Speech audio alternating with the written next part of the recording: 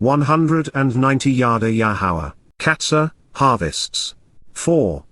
Shabuw'ah, 7 sevens. Mistaken identity. We have irrefutable proof that those who wrote the Christian New Testament were deliberate liars, disingenuous con men who played the faithful for fools.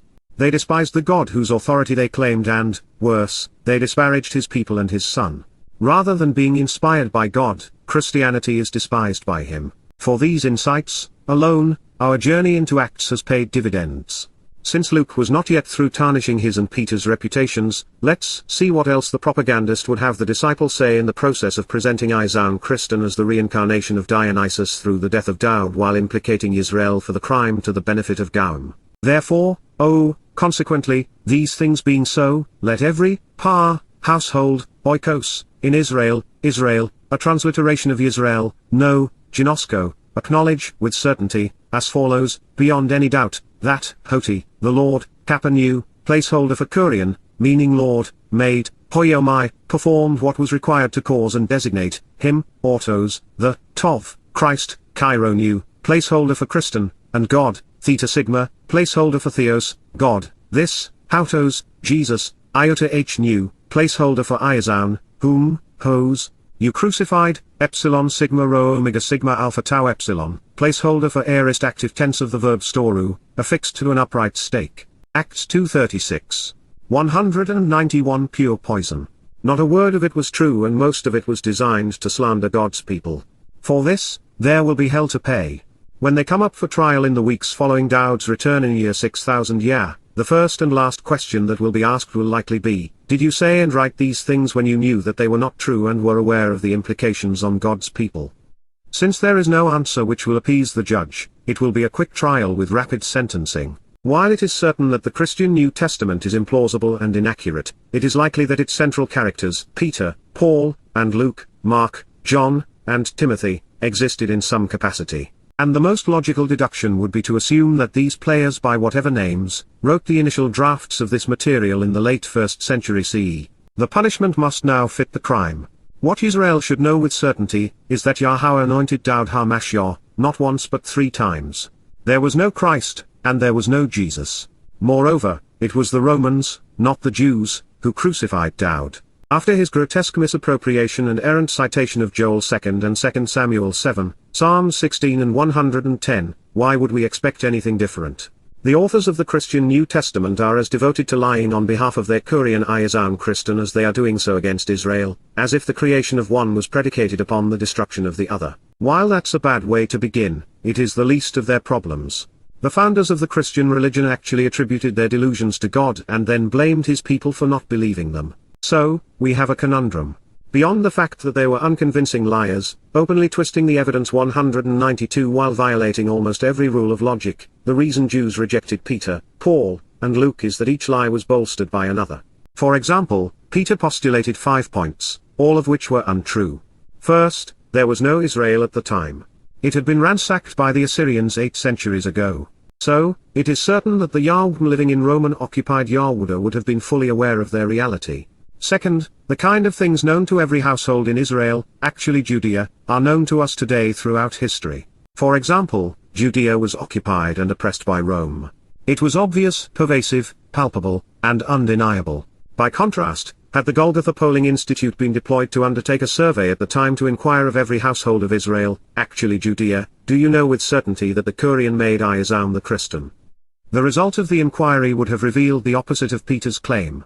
Apart from him and his fellow charlatans, there would not have been a single person, much less a household, in Roman-occupied Judea, who would have recognized the Greek name and title, Yow'el Christian. And they would have known that their God, the one who inspired their Torah and prophets, engaged with and spoke through Hebrews in Hebrew, not Greeks in Greek. Yow'el would have been as unfamiliar to them as would the concept of a Christian. As proof, there isn't a single affirmation of this person or concept from the time in Judea or anywhere else in the world. And, if everyone knew, why was Peter so desperate to convince them? Third, there had been no interaction with, sign, or even a prophetic word from Yahweh over the past 5 centuries. He had promised as much, and they were dealing with that reality. Therefore, the Kurian, Lord could not have made Yow'el, Jesus a Christian, Christ, whatever they may have meant to anyone at the time. When 193 Yahweh was last present among his people, it was obvious. and when he returns, it will be obvious again. And so, by the omission of the obvious, he had not been among them to manufacture or designate a Greek god. Fourth, during the 1,000 years that Yahowah spoke vociferously to Yisrael and Yahweh, beginning with Moses and concluding with Malachi, he never mentioned turning an Ayazan into a Christian. There were thousands of prophecies regarding how he and his son would interact with his people in the future, but the son's name was Daud, not Ayazan, Jesus, and he was anointed Mashiach, not Christian, Christ. More importantly, he had come to fulfill Pesach and Matzah for the benefit of Bikurim, none of which were mentioned. Further, the reason Peter had to misappropriate, misconstrue, and misrepresent 4 prophecies pertaining to Daud to validate Ayazan was that there were no prophecies pertaining to Ayazan. Fifth, blaming the households of Israel for crucifying Ayazan, Jesus is akin to blaming Jews for Auschwitz. Should they have had the authority to impose capital punishment, which Rome did not allow, and should they have wanted to eliminate an Ayazan Christian, should he have even existed, had he been one of their own and not a Greek or Roman, they would have tried him in accordance with the Torah and then stoned him if he had said or done something in opposition to it meriting death. Not only didn't that occur, but had Ayazan Christian been found in opposition to the Torah, he could not have been what was being claimed of him. Moreover, the authors of the Christian New Testament would claim in their own texts that Rome tried Jesus, found him innocent, and yet crucified him anyway. With the very foundation of Christianity this easily and convincingly disproven, why are there any Christians? What is the benefit to believing something this obviously 194 untrue, especially when it deliberately misappropriates the word of God and condemns his people to justify its existence? Even if we were to play along with them for a moment and pretend that crucifixion was a Jewish invention and that the Jews, not Romans, had the authority to convict and condemn a prisoner in Roman-occupied Judea. If Jews killed the Christian God, shouldn't they be worshipping Jews?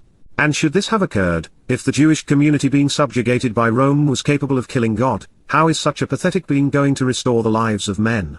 And if the Jews could outwit God to the point of killing him, why couldn't they defeat Rome? Continuing to play along, if the Lord made Ayazan the Christian based upon him being crucified by Jews, why isn't any of this predicted or explained in the prophets? Why is there no mention of an Ayazan, Jesus or Christian, Christ if he is a junior god? Why did God set the example of anointing the Mashiach with oil if the same status could be achieved by Jews killing him?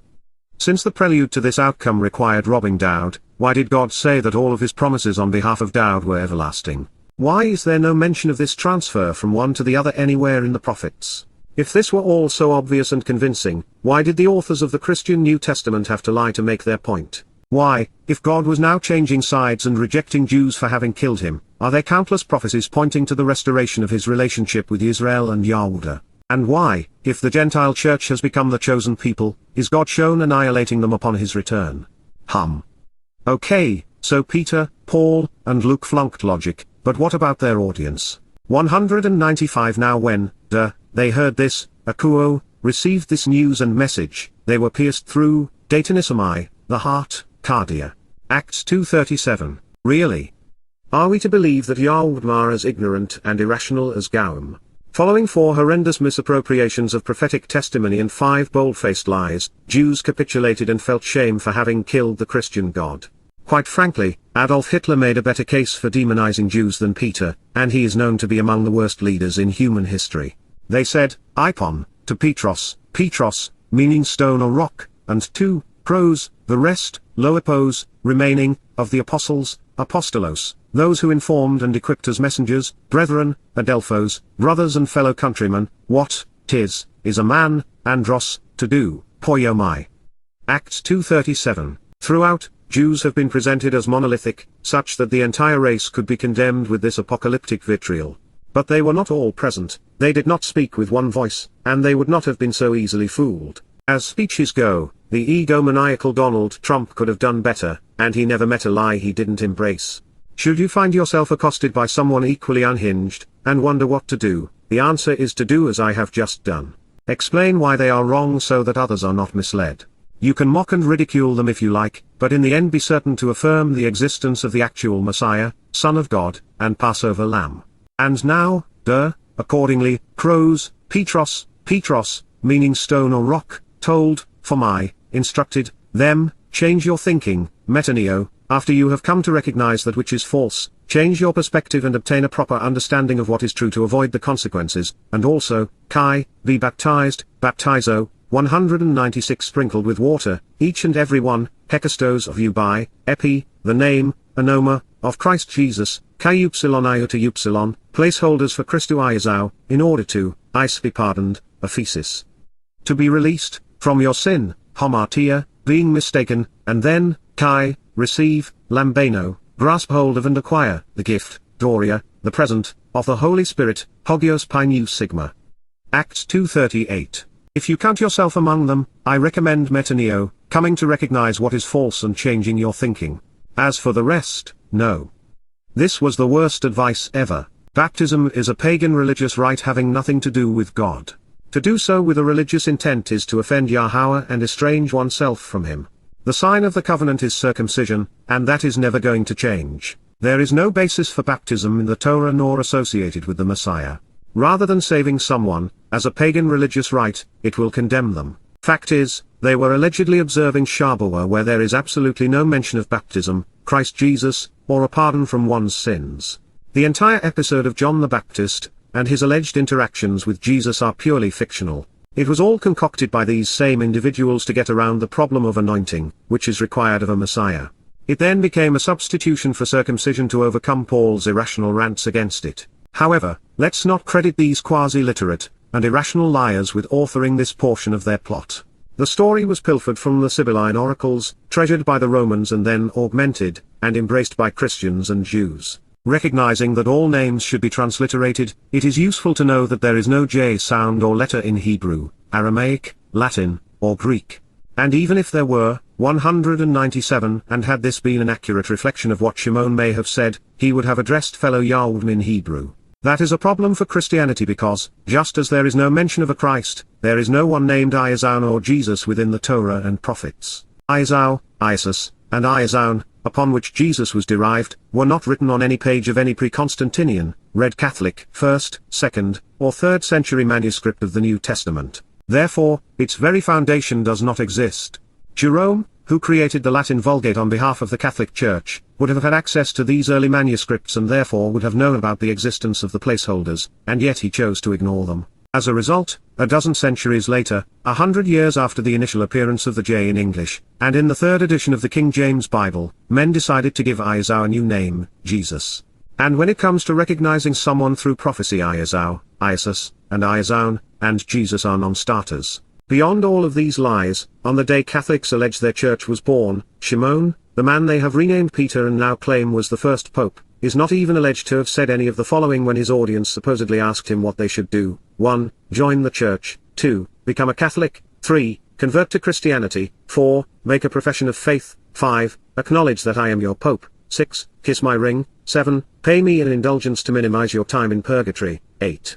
Have your children baptized and confirmed. 9. Attend Mass. 10. Go to confession. 11. Avoid the 7 deadly sins. 12. Do good works. 13. Become celibate. 14. Observe Lent and celebrate Christmas and Easter. 15. Perform the sign of the cross. 16. Buy some prayer beads and perform 3 Hail Marys. 17. Worship the Lord. 18. Bow down in prayer. 19. Offer a tithe. 19. Trust me because I am the rock upon which 198 the church will be built. 20. And don't worry because I hold the keys to heaven. He obviously wasn't a very good Catholic, still too Jewish perhaps.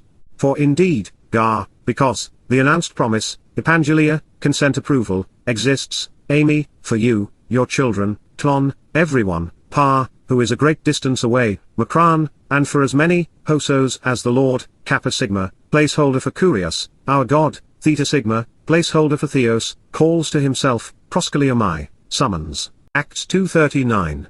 If they were to capitalize upon the announced promise, why was there no announcement, not a single prophecy regarding any of this, not even an explanation by Peter or Luke? Why, when Yahowah tells us that he has only one name, and that the Lord is Satan's moniker, does the Christian New Testament insist on calling their God the Lord? And if God is calling us to himself, why do they ignore his invitations?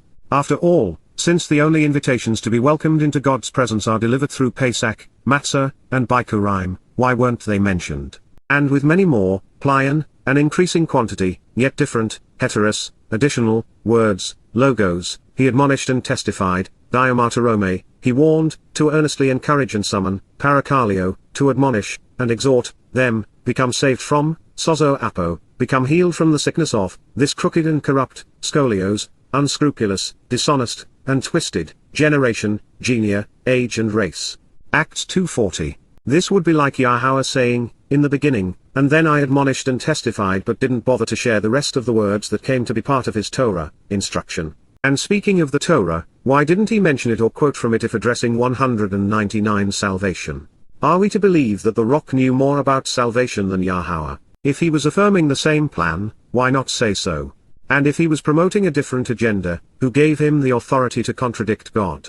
There is actually no indication that this generation was any more corrupt than the 70 which had come and gone since the Exodus. In fact, these Jews were a lot less belligerent than those who melted down and lost it at the waters of Meribah. But alas, Luke scribed this line, not because it was true, but to imply that Christians are saved from unscrupulous and twisted Jews. There is good news after all. We have reached the end of this religious rant against God's people and plan.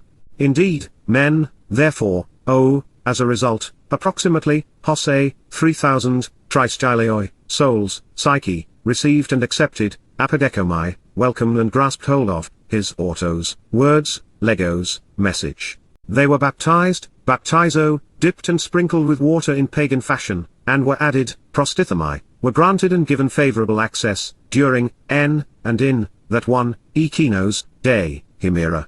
Acts 2:41. At least, they were clean. As promised, it is time to consider Peter's and Luke's misappropriation of Yow'el, Joel in Acts 2:17-20. If you recall, the brain trust behind the Christian New Testament laid an egg. They claimed that the events surrounding the fulfillment of the Mod Mikra of Shabuw'ah were explained by the prophet who foretold Yahowah's return 2002,000 years later on Yom Kippurim, year 4000 year or year 6000 year, Passover or reconciliations. What does it really matter?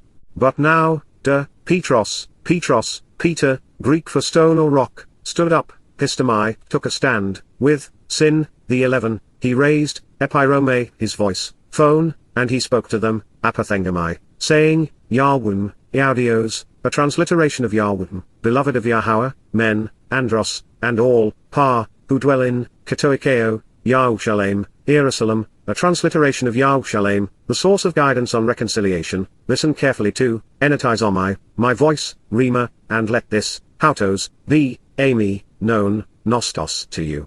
Acts 2:14, because, they are not, drunk, methuo, intoxicated, in the manner, you suppose, hypolambano, are willing to accept, for indeed, it is, ami, the third, tritos, hour, hora, of the day, himera.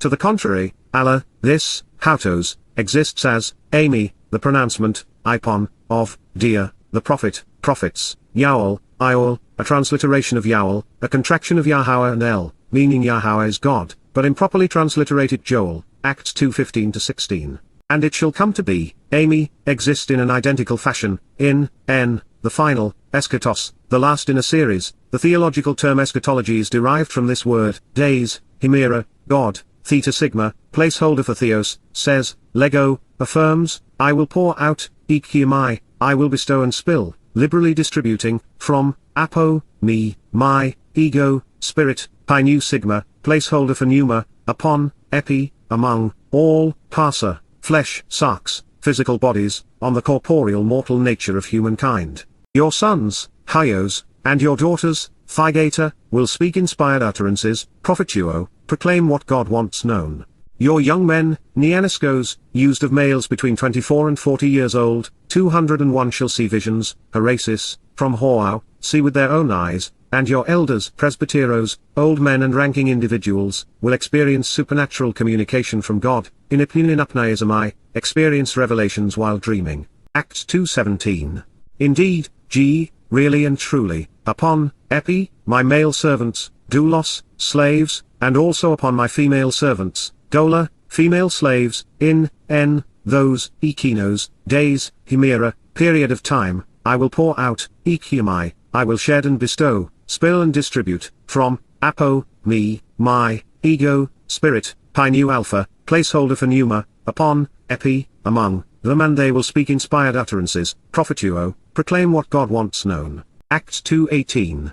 And, kai, I will allow and produce, didamai, bestow and permit, wonders and miracles which foreshadow significant upcoming events, terrors, omens, marvels, and signs which serve as portent to arouse attention, in, the sky, Oranos, atmosphere and universe, above, Anyo, and signs, Semain, miraculous signals and unusual occurrences which transcend the common course of nature, upon, Epi, the earth, G, land, below, Kato, blood, Himar, fire, Pir, and, Kai, rising clouds of, Atmes, steam, billowing vapor, from air and atmospheric smoke, Kopnos.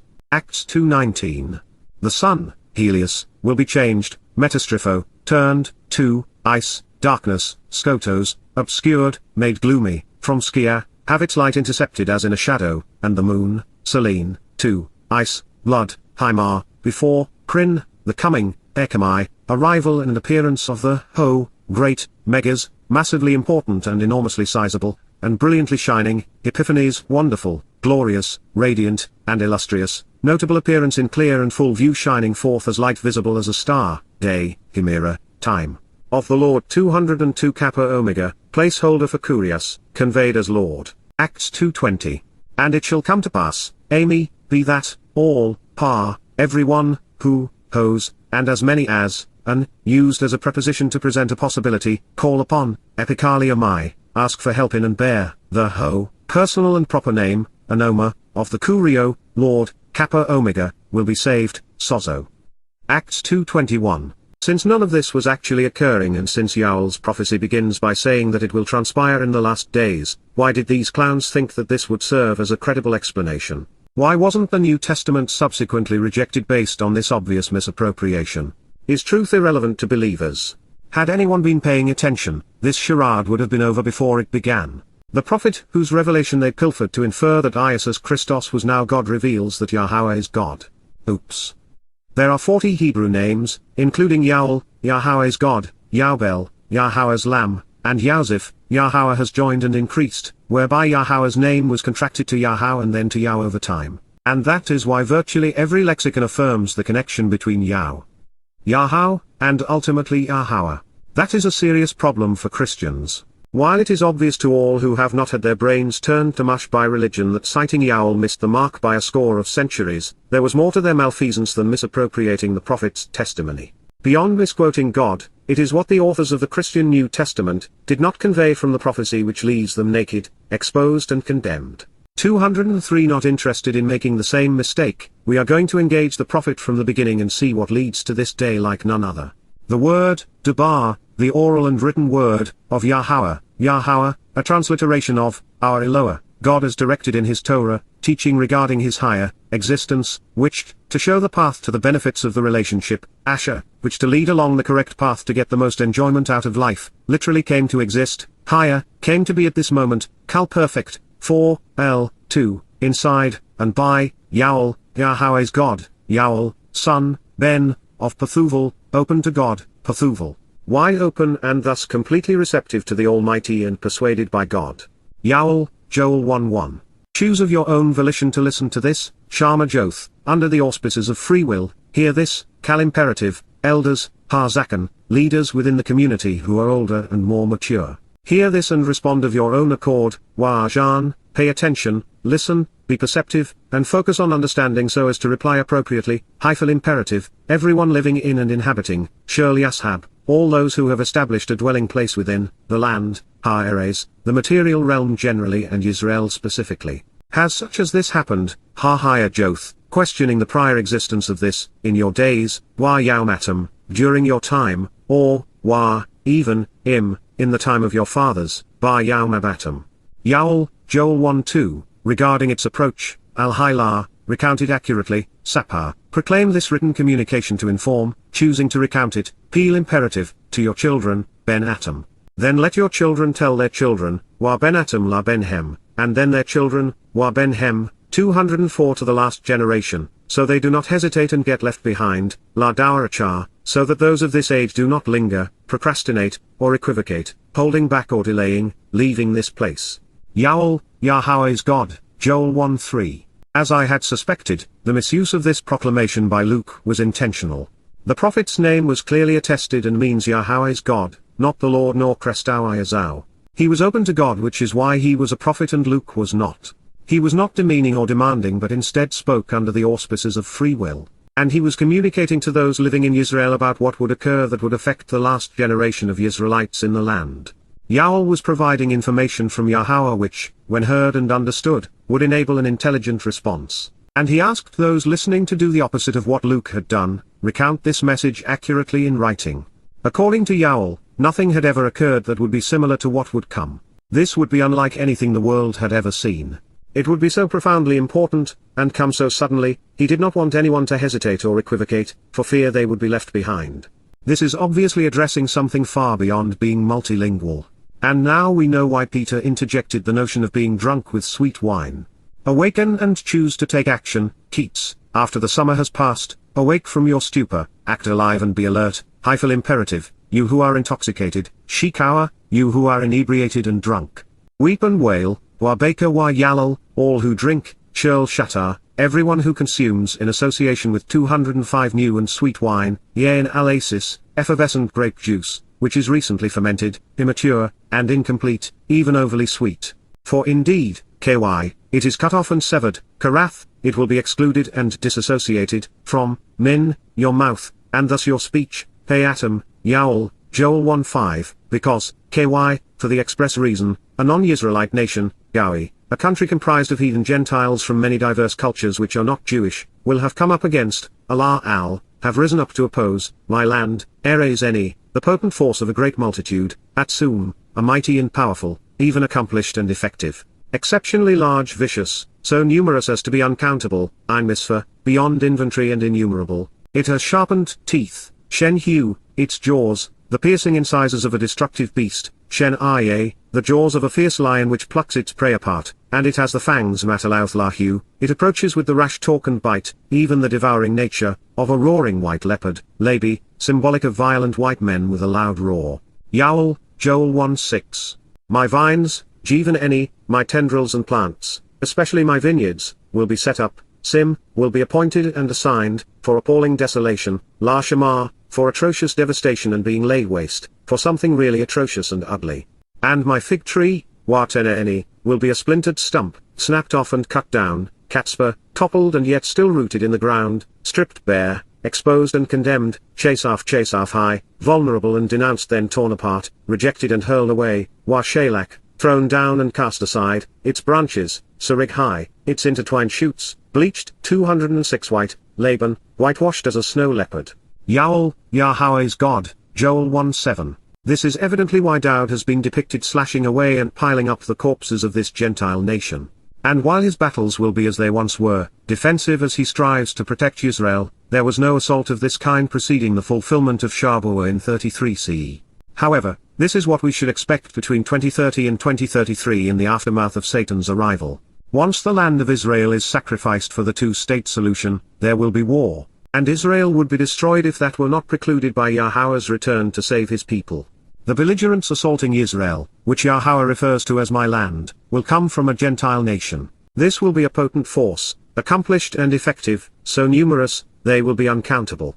It is either the nations comprising Islam throughout the Middle East or China capitalizing on its Belt and Road Initiative. While there will be 2 billion Muslims by this time, it is unlikely that God would have called independent collections of jihadists at Atsum because, while vast in quantity, mujahideen are blithering idiots. They have barely advanced from sticks and stones to bottle rockets. Although, if bolstered by Saudi Arabia, Kuwait, and Iran, which are particularly well armed, as an integrated force they would make for a formidable foe.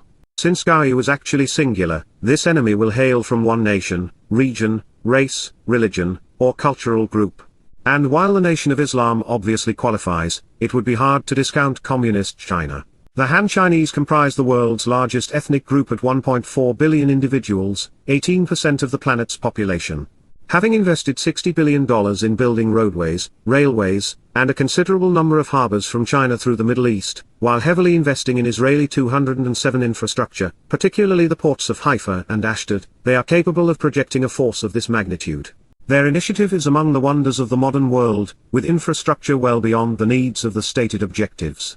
Yahowah often equates the health of his land to a vineyard and his people's presence to the blooming of a fig tree, both of which are used in this prophetic portrait. The intent of the invading force will be to set the nation up for appalling devastation, which is to say that they do not want to occupy it but instead destroy and depopulate it. And while they will succeed to a point, the fig, representing the presence of God's people, will be splintered and bent, but not uprooted.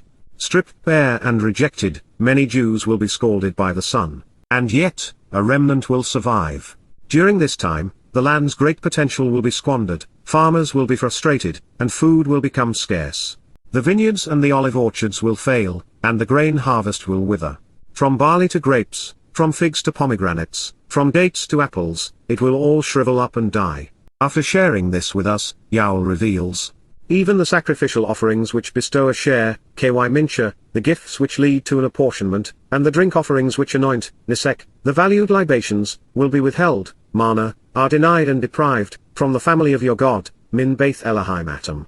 Yow'el, Joel 1:13. Consecrate, Kadash, dedicate and set apart, a fast, som, a time of voluntarily abstaining from food.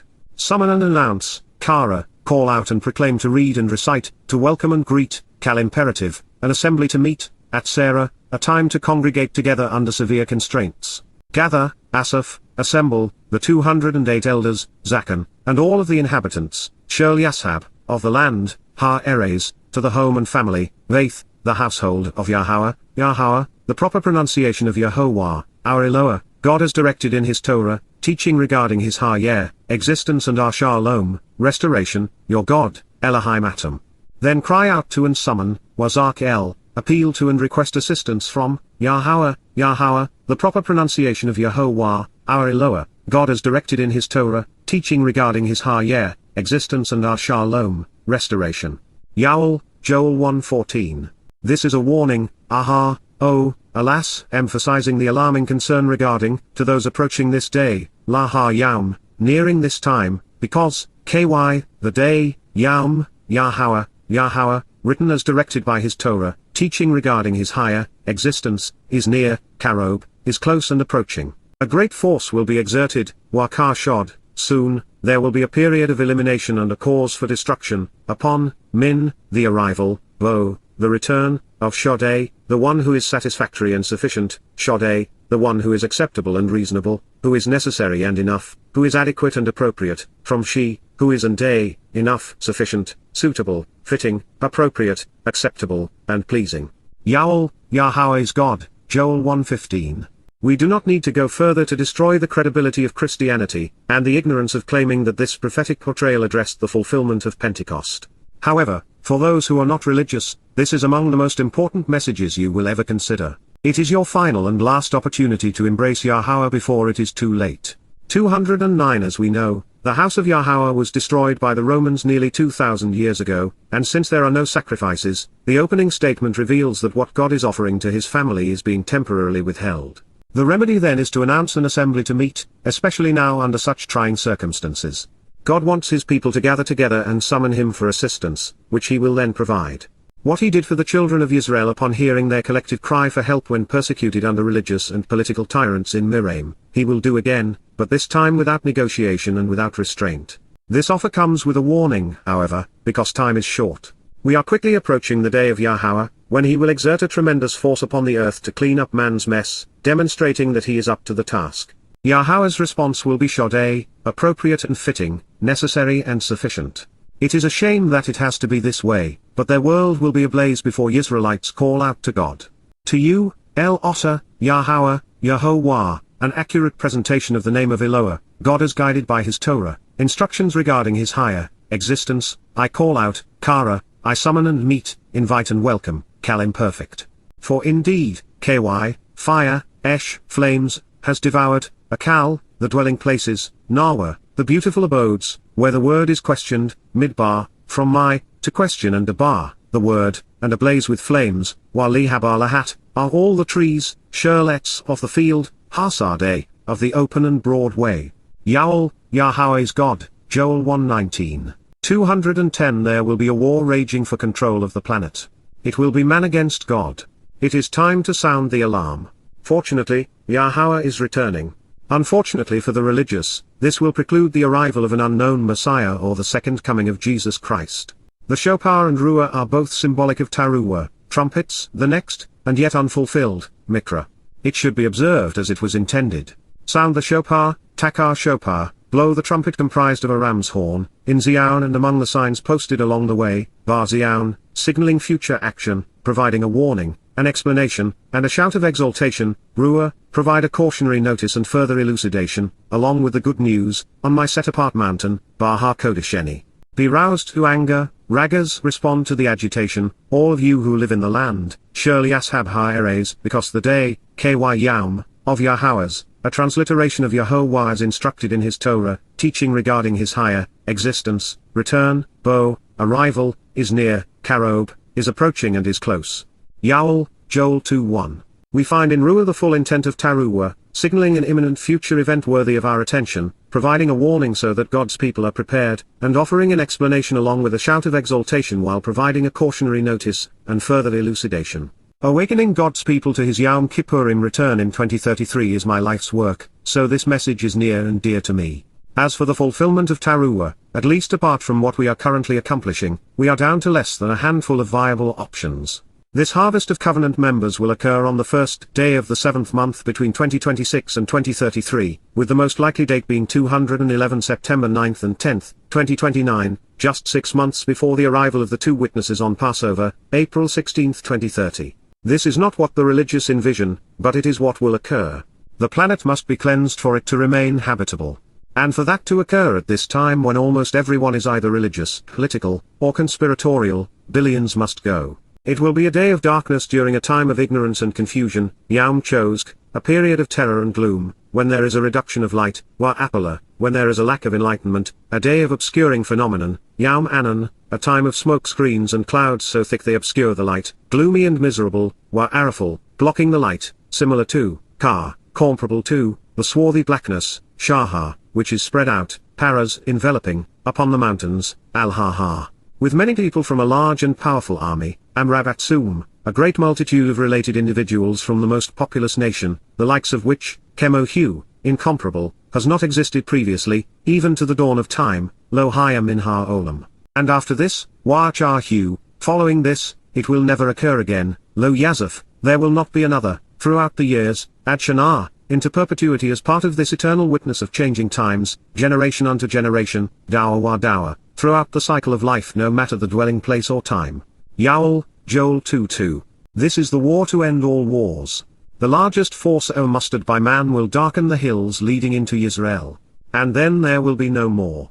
So much for the arms race, for the great jihad, or for onward Christian soldiers marching as to war. So much for the forefathers of Christianity claiming that Yow'el was 212 predicting the birth of their church rather than the obliteration of what they would become. Almost immediately after delving into the Torah's teaching regarding what occurred in Gan Eden and then comparing those insights to the Torah's instructions pertaining to the mode, I realized that Yahowah would cleanse the earth, so that we could return to where we began.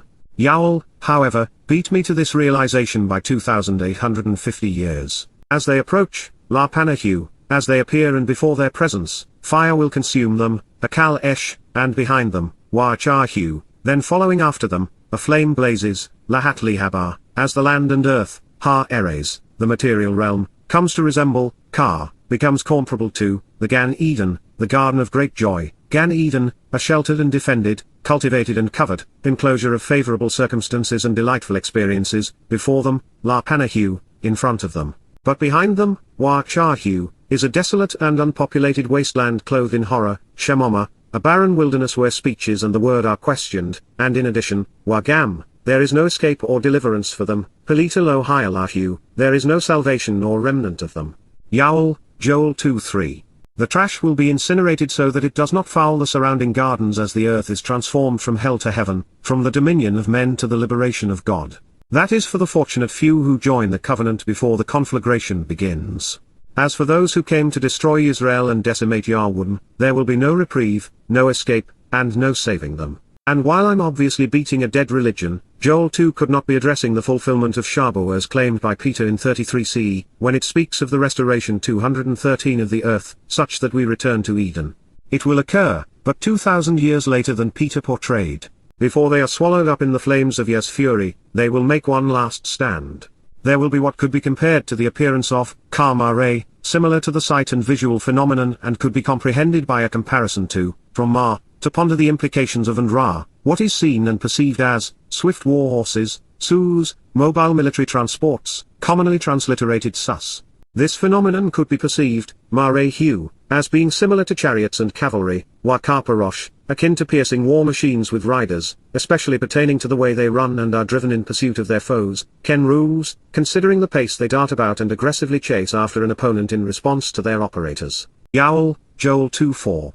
As with the loud roar, Karkaul, consistent with the sound and thunderous rumbling noise, of these chariots and military vehicles, Mekabah, wheeled transports with riders commenced in battle, upon the summits of the mountains, their leaders seek the high ground, Al-Rosh Ha-Ha, as they leap about, springing into the air, Rakad, they seem to skip around and dart around, leaping up, like the crackling of a flame, Karkaul Lahab, of fire devouring, Eshakal, stubble, Kash. The chaff comprised of the husks of grain and straw which when dry fly off with the wind. Such is the nature of this powerful, exceedingly capable, and enormous army, Ka-Atsum, this mighty nation and accomplished people who are innumerable, potent, and effective, drawn up, aligned, and arranged, Arak, taking up positions, prepared, organized, and ready, for war, La Milchama, for battle 214 equipped with the weapons of war, from Forkshi. Yow'el, Yahweh is God, Joel 2:5. Based on the prophet's depiction, this continues to appear like either a unified Islamic invasion led by Saudi Arabia, or China seeking world dominion. And should the assessment of China be correct, and it fits this bill at this time, then the nation's motivation will be revenge and access. China is in bed with Iran over oil and therefore heavily vested in Iraq, Syria, and Lebanon. China would gain unfettered access to the Mediterranean and Red Seas with Israel out of the way. Further, China is strategically invested throughout Africa, particularly Ethiopia, and has considerable rare earth mining interests throughout the continent. Their roadway to these riches passes through Israel. And then there is the most recent fly in the ointment. China is Israel's second largest and fastest growing investment partner during a time when the US is imposing global restrictions. By this time, China, as the most populous nation, will boast the world's largest economy and army. Theirs will be a disciplined military, trained and accustomed to giving and following orders. They will not be dissuaded or distracted from their presence, Minpanahu, at their appearance and when facing them, the people, the people, labor and tremble because of their power and wealth, Chael, capitulate in fear of their military, and in deference to their prosperity. Every face, Shirl Panna, becomes flushed and pale, Kabatsbaro, shows signs of anxiety. Yow'el, Joel 2:6. Like warriors, Karjaibawa, like soldiers trained in combat, strong and disciplined, they charge ahead, ruse, move quickly and aggressively. As men, Kaish, of war equipped with weapons, Milchama, battle-ready fighters, they scale, Allah, 215 they climb, barriers and walls, Choma, protective barricades and defensive blockades. Each individual marches in his own lane, Washbar Derek Hugh Hollock. They do not swerve, Walo Abba, from their path or conduct, Arakhem, their way and destiny in life. Yow'el, Joel 2:7. Walking around with their weapons, Holokwabod Harshalak, they attack, Nafal, without relenting, Lo Batsa, without ceasing.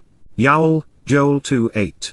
They rush, Shakak, they leap, charging, into the city, Vaha-Ir, from within the walls, Baha-Choma, running into the houses, Ruz Baha-Baith, by climbing through the windows, Alabod Ha-Chalon, entering like thieves, Bokar-Ha-Ganab. Yow'el, Joel 2:9. What we have read describes an army more reliant on vast numbers of soldiers rather than more advanced technology. It will be a horrifying experience. The only protection from this will be Yahweh and his covenant. In his family, your family is protected. The earth will quake before them, La Panahu Ragas. The heavens will be shaken, Rash Amim. The sun and the moon, Shemesh Uraic, will grow dark, Kadar, and the stars, Wa Kokab, their brightness, Nogahem, will be taken away, Asaph. Yow'el, Joel 2:10. Yahowah, Yahweh, God's name transliterated as guided by his Torah, instructions on his higher existence and his role in our Shalom, reconciliation as Eloah, Almighty God, offers, Nathan, provides his voice, Kalhu, before the presence, La Panna, of his especially capable and powerful force, Kilhu. Indeed, KY, exceedingly great, Rab Maud, with power beyond measure, and capable, Atsum, is his temporary dwelling place which is now in close proximity, Makanehu, is his encampment. 216 The one who engages and acts upon, Asar, he who accomplishes, his word, Debahu, is indeed, valuable and important, Gadol, extremely significant.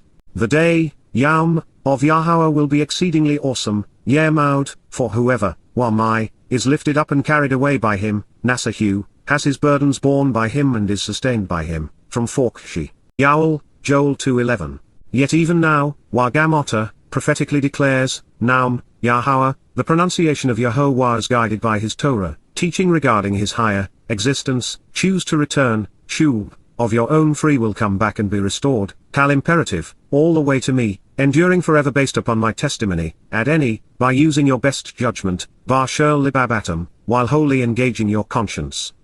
Yow'el, Yahowah is God, Joel 2:12. This will be a dark time, but isn't that when the light shines the brightest and when it is most needed? Therefore, this is a time when Yahowah will be near because his people will need him more than ever. Yahowah has always been appreciative of those who engage and act upon his word, but now with time in short supply and foes more numerous than ever, his witness is especially important.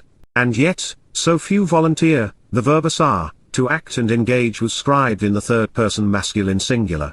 It is baffling that the most enjoyable and rewarding job in the universe goes largely unfulfilled. Even as the sands of time run through man's hourglass, God remains an object of reverence for some and a source of fear for many, depending upon our attitude and approach toward him. Either way, this will be his final call.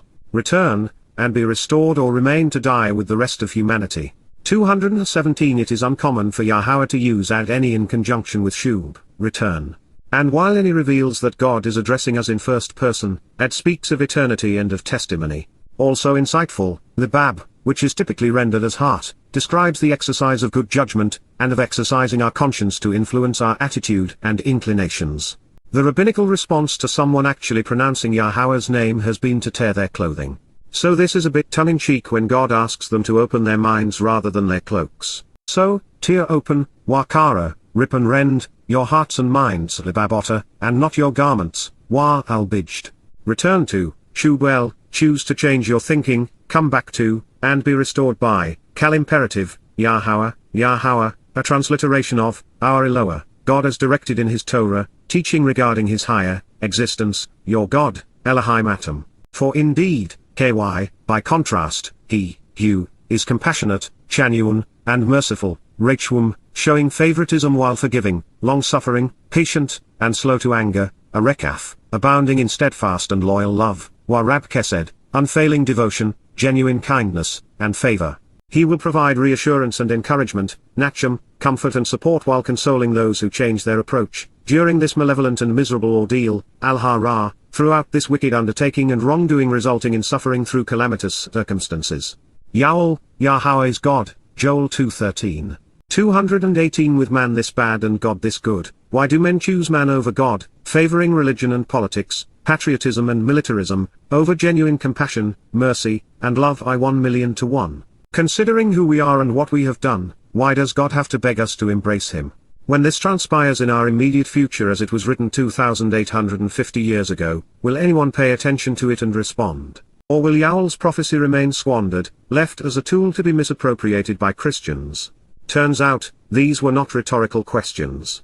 I am pleased to acknowledge that Yahowah wants us to ascertain this answer as well. Who knows, my Yada, who is aware, who acknowledges and understands, and who is Yada, and what role might he play in revealing and then questioning this, making the declaration known through observation, Kal participle masculine singular, actually and literally seeks to know to the point he is defined by the quest to understand, who will change his thinking and return so that he can be restored, Shub, who will turn around and come back to where we began, Kal imperfect.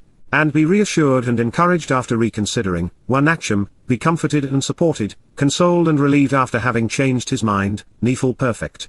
He will survive, enduring as a remnant, Shah, he will be spared, continuing to exist as flesh and blood, in the end, a Shah, remaining at this conclusion of time during the last days. He will be a blessing, Hu Baraka, he will become enormously beneficial, praiseworthy, eminent, and prosperous, a gift, Mincha, a wonderful present which is bestowed, set before, Nezaklah, chosen to be part of a special relationship with, Yahowah, Yahowah, the proper pronunciation of Yahovah, our Eloah, God as 219 directed in his Torah, teaching regarding his higher existence and our shalom, restoration, your God, Elohim Atom. Yow'el, Yahowah is God, Joel 2:14.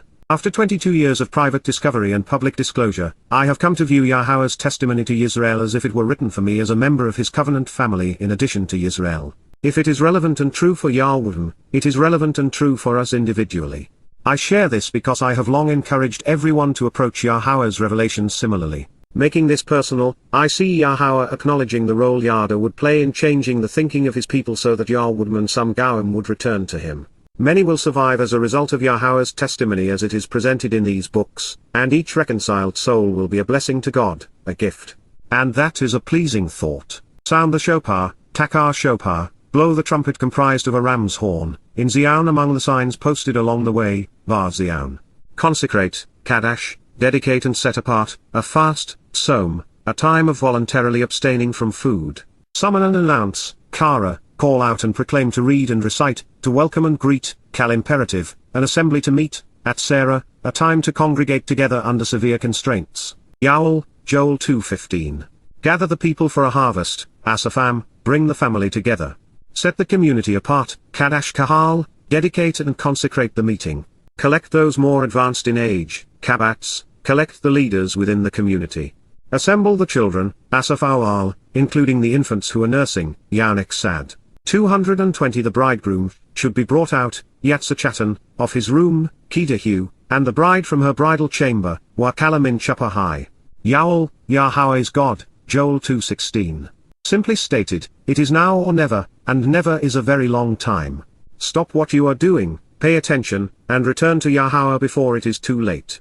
The reference to a limited diet is suggestive of the famines which will ravage the world at this time. If you are going to go hungry, it might as well be with a purpose. Weeping, which is addressed throughout this prophecy, is evocative of the travails of Yerushalayim as the Torahless one becomes more powerful. And mourning is in reference to Yom Kippurim, the great day of Yah's return, which is known to Jews as the day of mourning. And while Yahowah does not designate Yom Kippurim as a fast, it is one of two Mikrei where the menu is not designated.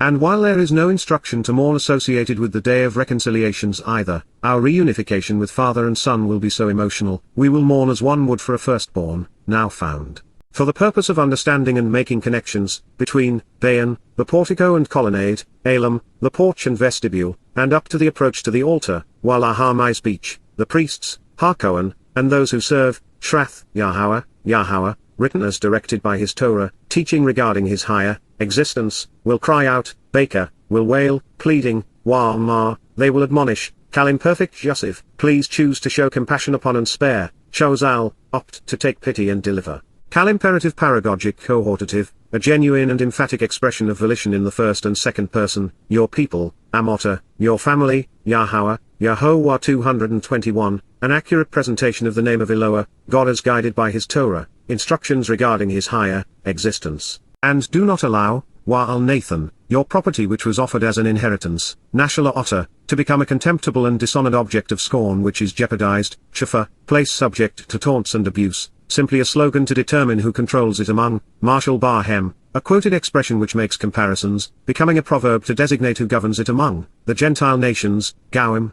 non-Israelite ethnicities and nationalities. Why should they constantly ask, La Ma, for what reason should they inquire, Kal imperfect, among the people, Am, where is Aya, their God, Elohim Hem. Yow'el, Yahweh is God, Joel 2:17. Mislabeling Israel as Palestine, claiming that it is illegally occupied, and that it belongs to the Palestinians is the epitome of contemptible. And these lies have become slogans to change who inherits God's land. As for the question which will be posed by many as Israel is overrun, it will be resoundingly answered upon Yahowah's return. But those who asked it will not be around to see it answered. And speaking of being without a proper response, this next statement destroys Paul's claim in 1 Corinthians that love is not jealous nor does it seek its own. Yahowah steadfastly disagrees. Then, Yahowah, a transliteration of Yahowah as instructed in his Torah, teaching regarding his higher existence, will be envious and zealous, having his passions aroused, Kana, will jealously desire exclusivity in the relationship, for his land, La 222 Ritzhu, and show mercy for and spare, Chamal Al, will take pity upon and show kindness to, his people, Amhu, his family. Yow'el, Yahweh is God, Joel 2:18. That is all she wrote for the absurd notion that Christian Gentiles have become God's new besties. God's people have not changed in 4,000 years.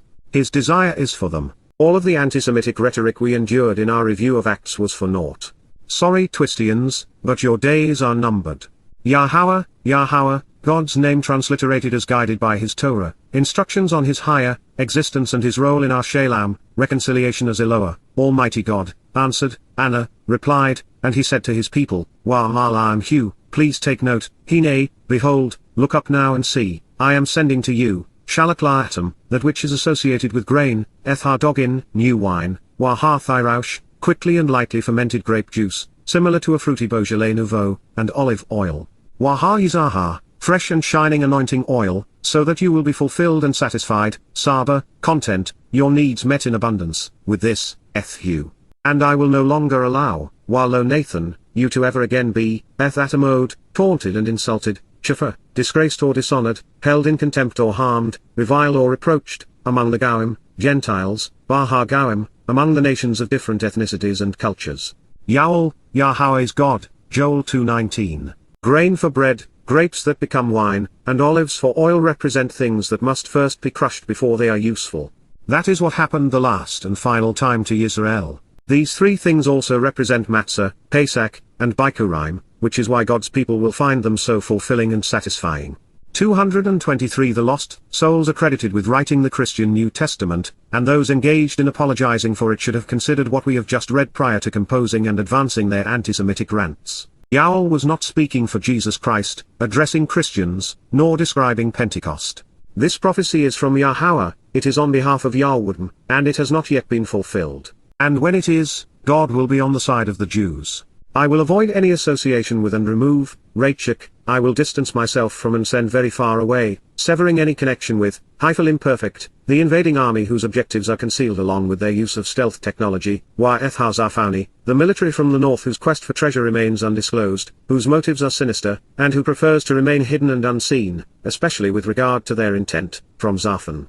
To hide from discovery, and to seek treasure and own, powerful and all-encompassing, from within and over you, Min al-Atom. Then I will drive him and banish him, Wa Nadak I will thrust and expel him, casting him, into a realm, El Eres, which is parched, Zia, dry, barren, and solitary, and lifeless and deserted desolation, Wa Shemama, a ruinous wasteland of despair and anxiety cloaked in devastation and horror that is appalling and stupefying.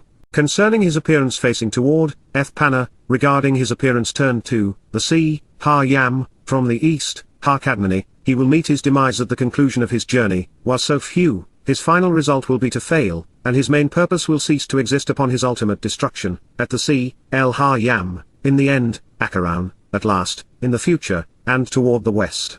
224 And his stench, Wa-Beosh-Hu, the foul odor, will rise up, Allah, and his putrid smell, Wazarchanahu, his rancid and rotten aroma, will ascend, Allah, because, ky, he has acted, La-Sar, boastfully, Gadol, arrogantly to glorify himself. Yow'el, Yahweh is God, Joel 2:20. It isn't just that God favors Israel, he disavows other associations. And this time, the point of departure sounds hellish. Most translations state that this foe will be arriving from the north instead of just from the east. Their justification comes by way of a derivative of Zarfauni. However, its verbal root reveals something far more menacing. This invading army will have concealed their objectives and they will deploy stealth technology. Further, Ethazarfauni indicates that they are indeed on a quest for hidden treasure, which seems to affirm my earlier suggestion that their mining of rare earths may be a motive. According to God, their march from the east toward the Mediterranean Sea will be halted and they will meet their demise. There will be so many of them, and their ambitions so grandiose, the stench from their decay will be appalling. Fear not and do not be awed, Al-Yer, be neither afraid nor intimidated, distressed nor concerned, earth, Adama, land having given birth to Adam, the feminine version of Adam. Be glad, Jill, be joyful over the anticipation of more favorable circumstances, and show a positive attitude, Wasamak, be happy and express your elation outwardly, because, ky, Yahowah, the pronunciation of Yahowah as guided by his Torah, teaching regarding his higher existence, has done and will continue to do, Lasar, has become well known for acting and engaging in a manner which is, infinitive construct, is genuinely and literally defined by acting in 225 this manner and doing what follows. That which enables our growth, Gadol, whatever is needed to nurture and rear us, making us stronger and more honorable, elevating our status, Hyphal perfect, engaging at the right moment in time to facilitate that which is great.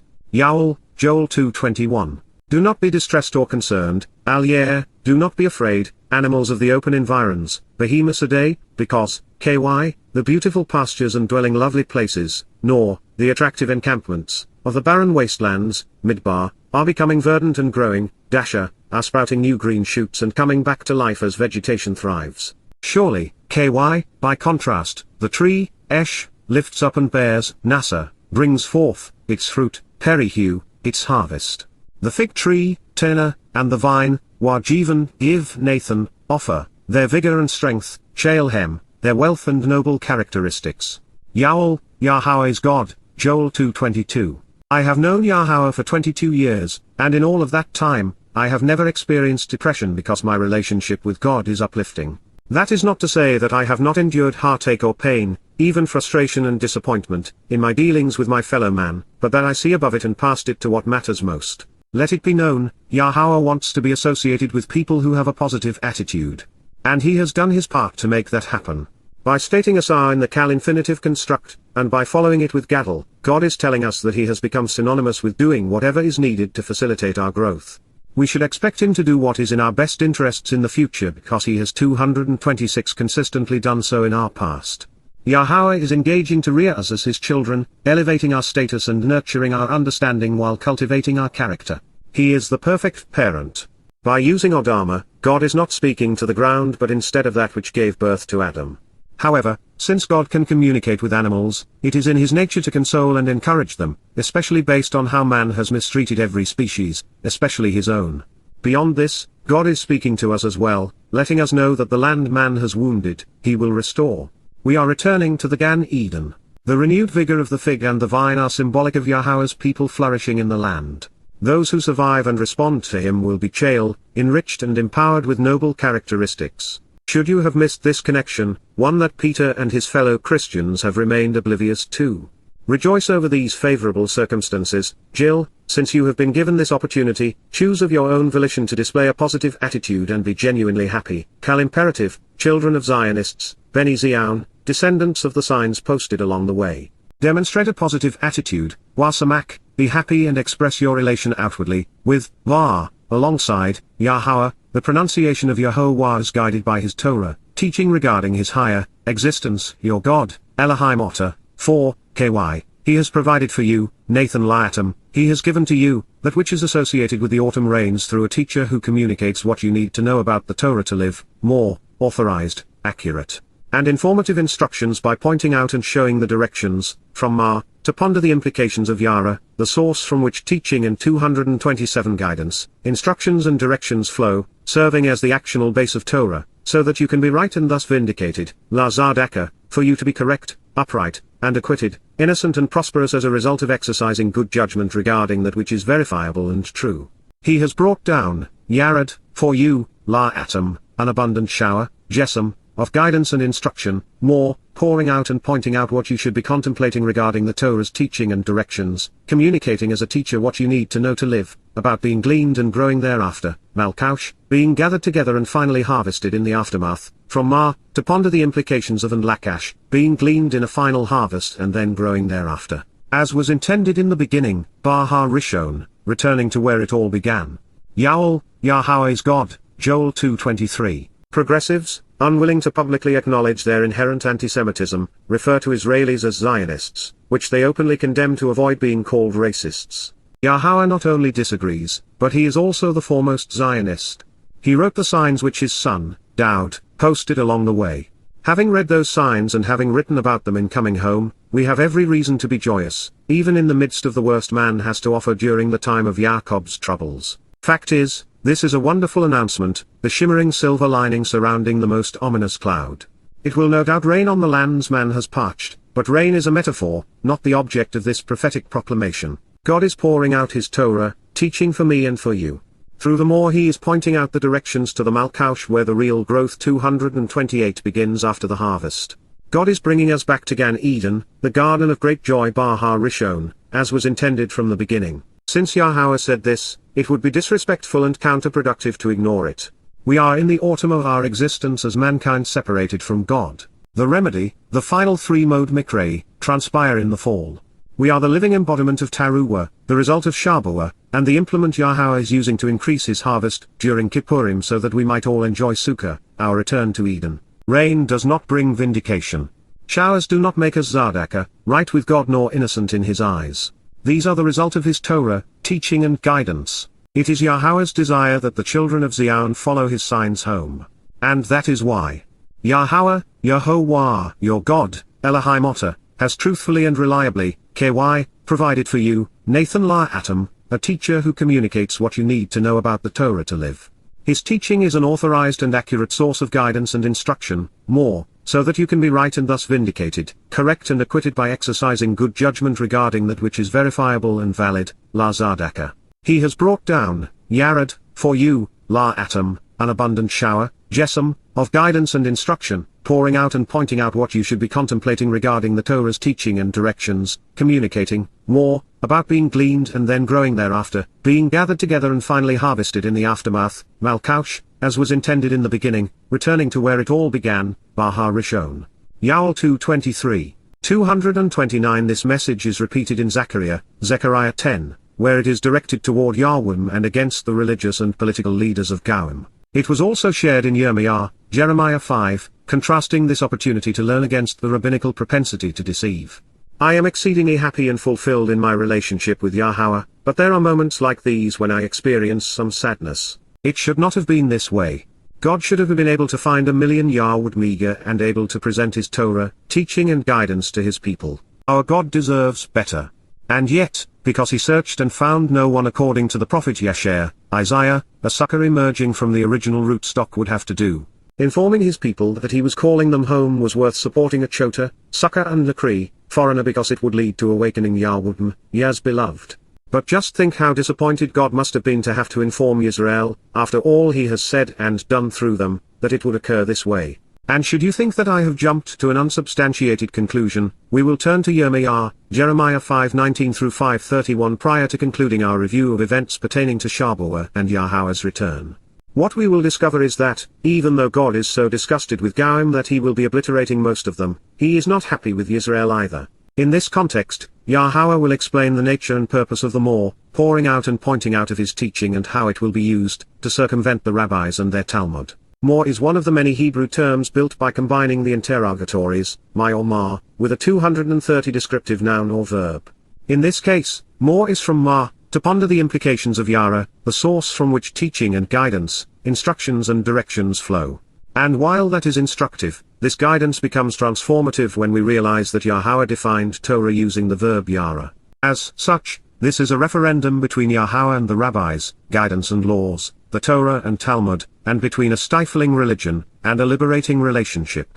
More is the source of our joy, the directions to the harvest, guidance for growing, and pointing out the instructions on how to return to what was originally intended. Refer to more as autumn rain if you so desire, but never lose sight of what is being provided. After all, should you encounter an ordinary shower you will simply get wet, not unlike the Christian baptism. But being drenched in a more is life-changing, capable of making you tzedakah, right and thus vindicated.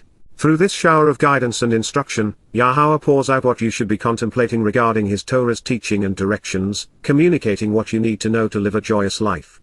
This more leads to Malkaush, being gleaned and then growing thereafter, being gathered together and harvested with life in the aftermath. This more was intended, right from the beginning, to return us to where it all began. Are you going to stay out of this rain or dance in it? For the Yahweh who drink in this outpouring of teaching and guidance in the autumn of our existence with a positive attitude, and who are vindicated as a result, they will find the threshing floors, Hagoran, the places where grain is processed and becomes usable by threshing and winnowing, will be filled, male, with pure grain, 231 symbolic of the most radiant children, the brightest sons and daughters who are chosen and favored for their integrity, and understanding to be heirs within this special relationship. And fresh, new wine, sweeter with less alcohol, Thyrosh, quickly and lightly fermented grape juice, similar to a fruity Beaujolais Nouveau, will overflow, souk, the presses and vats, Yekeb, along with olive oil, share, fresh and shining anointing oil. Yow'el, Yahowah is God, Joel 2:24.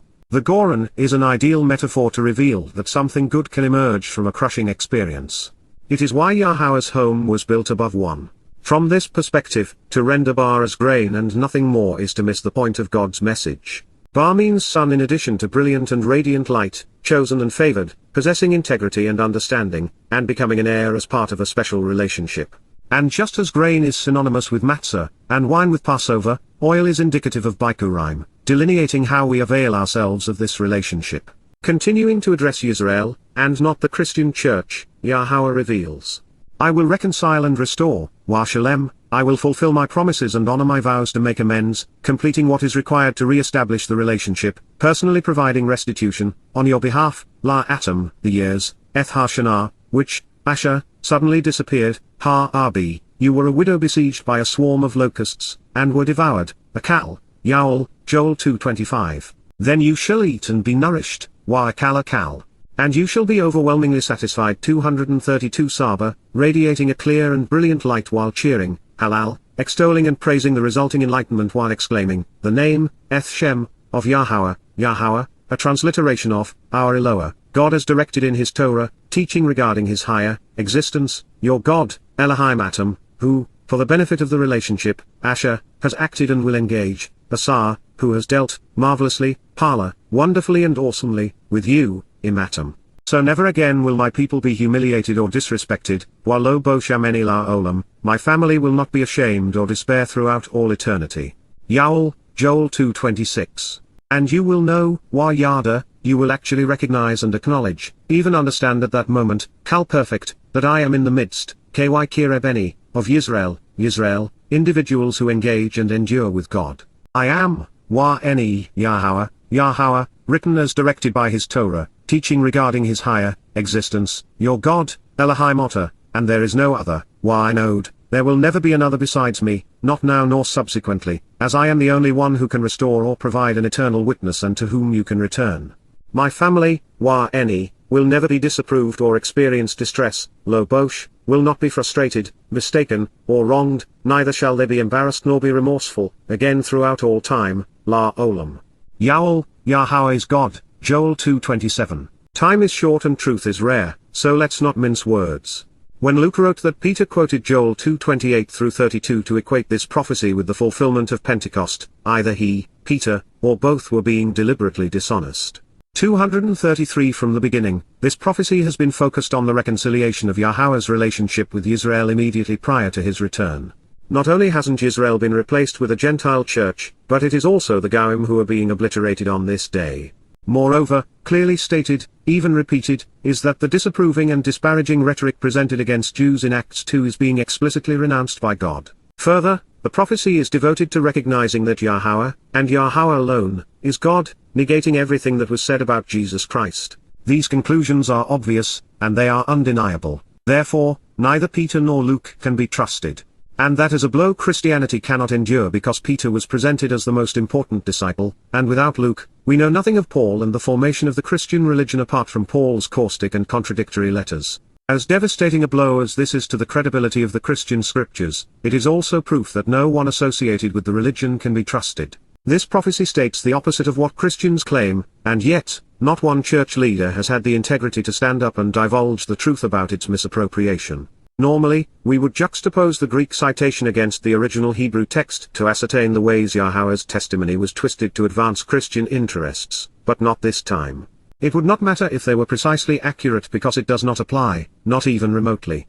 The moment the words were written as this exists as the pronouncement of the prophet Joel, it was over. Peter's and Luke's credibility was destroyed and, along with it, the validity of the Christian New Testament. Out of the book of Acts, we read. 234 But now, Peter, Petros, stood up, histomai, with, sin, the 11. He raised, epirome, his voice, phone, and he spoke to them, apothengamai, Yalbum, Iaudios, men, Andros, and all, who dwell in, Katoikeo, Yerushalayim, Jerusalem, listen carefully to, enetizomai, my voice, Rima, and let this, hautos, be, Amy, known, nostos, to you, Acts 2:14, because, they are not, drunk, methuo, in the manner, hos you suppose, hypolambano, for indeed, it is, Amy, the third, tritos, hour, hora, of the day, himera. Acts 2:15, to the contrary, Allah, this, hautos exists as, Amy, the pronouncement, ipon, of, Dia, the prophet, prophets, Joel, Yow'el, Acts 2:16. And it shall come to be, Ami, in, N, the final, eschatos, days, Hemera, God, theta sigma, says Lego, I will pour out, ekiamai, from, apo, me, my, ego, spirit, pi nu sigma, upon, epi, all, parsa, flesh, sarx. Your sons, hyos, and your daughters, thygata, will speak inspired utterances, prophetuo. Your young men, neaniskos, shall see visions, parasis, and your elders, presbyteros, will experience supernatural communication from God, in apniazamai. Acts 2:17. Indeed, upon, epi, my male servants, doulos, and also upon my female servants, dola, in, n, those, ekinos, days, hemera, I will pour out, ekiamai, from, apo, me, my, ego, spirit, pi nu alpha, upon, epi, them, and they will speak inspired utterances, prophetuo. Acts 2:18. And, kai, I will allow and produce, didamai, wonders and miracles which foreshadow significant upcoming events, terras, in, n, the sky, orinos, above, anio, and signs, semen, upon, epi, the earth, below, kato, blood, hymar, fire, pier, and, kai, rising clouds of, atmes, smoke, kopnos. Acts 2:19. 235 The sun, Helios, will be changed, metastropho, 2, ice, darkness, skotos, and the moon, Selene, 2, ice, blood, hymar, before, prin, the coming, ekamai, of the great, megas, and brilliantly shining, Epiphanes, day, hemera, of the Lord, kappa omega. Acts 2:20. And it shall come to pass, Ami, all, hos, and as many as, call upon, epikaliamai, the name, anoma, of the Kurio, Lord, kappa omega, will be saved, sozo. Acts 2:21. By contrast and in context, Yow'el revealed, I will reconcile and restore, wa shalem, on your behalf, la atom, the years, eth ha-shanah, which, Asher, suddenly disappeared, ha-rb, and were devoured, akal, Yow'el 2:25. Then you shall eat and be nourished, wa akal. And you shall be overwhelmingly satisfied, Saba, radiating a clear and brilliant light while cheering, Halal, the name, Eth Shem, of Yahowah, your God, Elohim Atom, who, for the benefit of the relationship, Asher, has acted and will engage, Asar, marvelously, Pala, with you, Im Atom. So never again will my people be humiliated or disrespected, Walo bo shameni la olam, my family will not be ashamed or despair throughout all eternity. Yow'el, Joel 2:26. And you will know, Yada, you will actually recognize and acknowledge, even understand at that moment, Kal perfect, that I am in the midst, Ky Kirebeni, of Yisrael, individuals who engage and endure with God.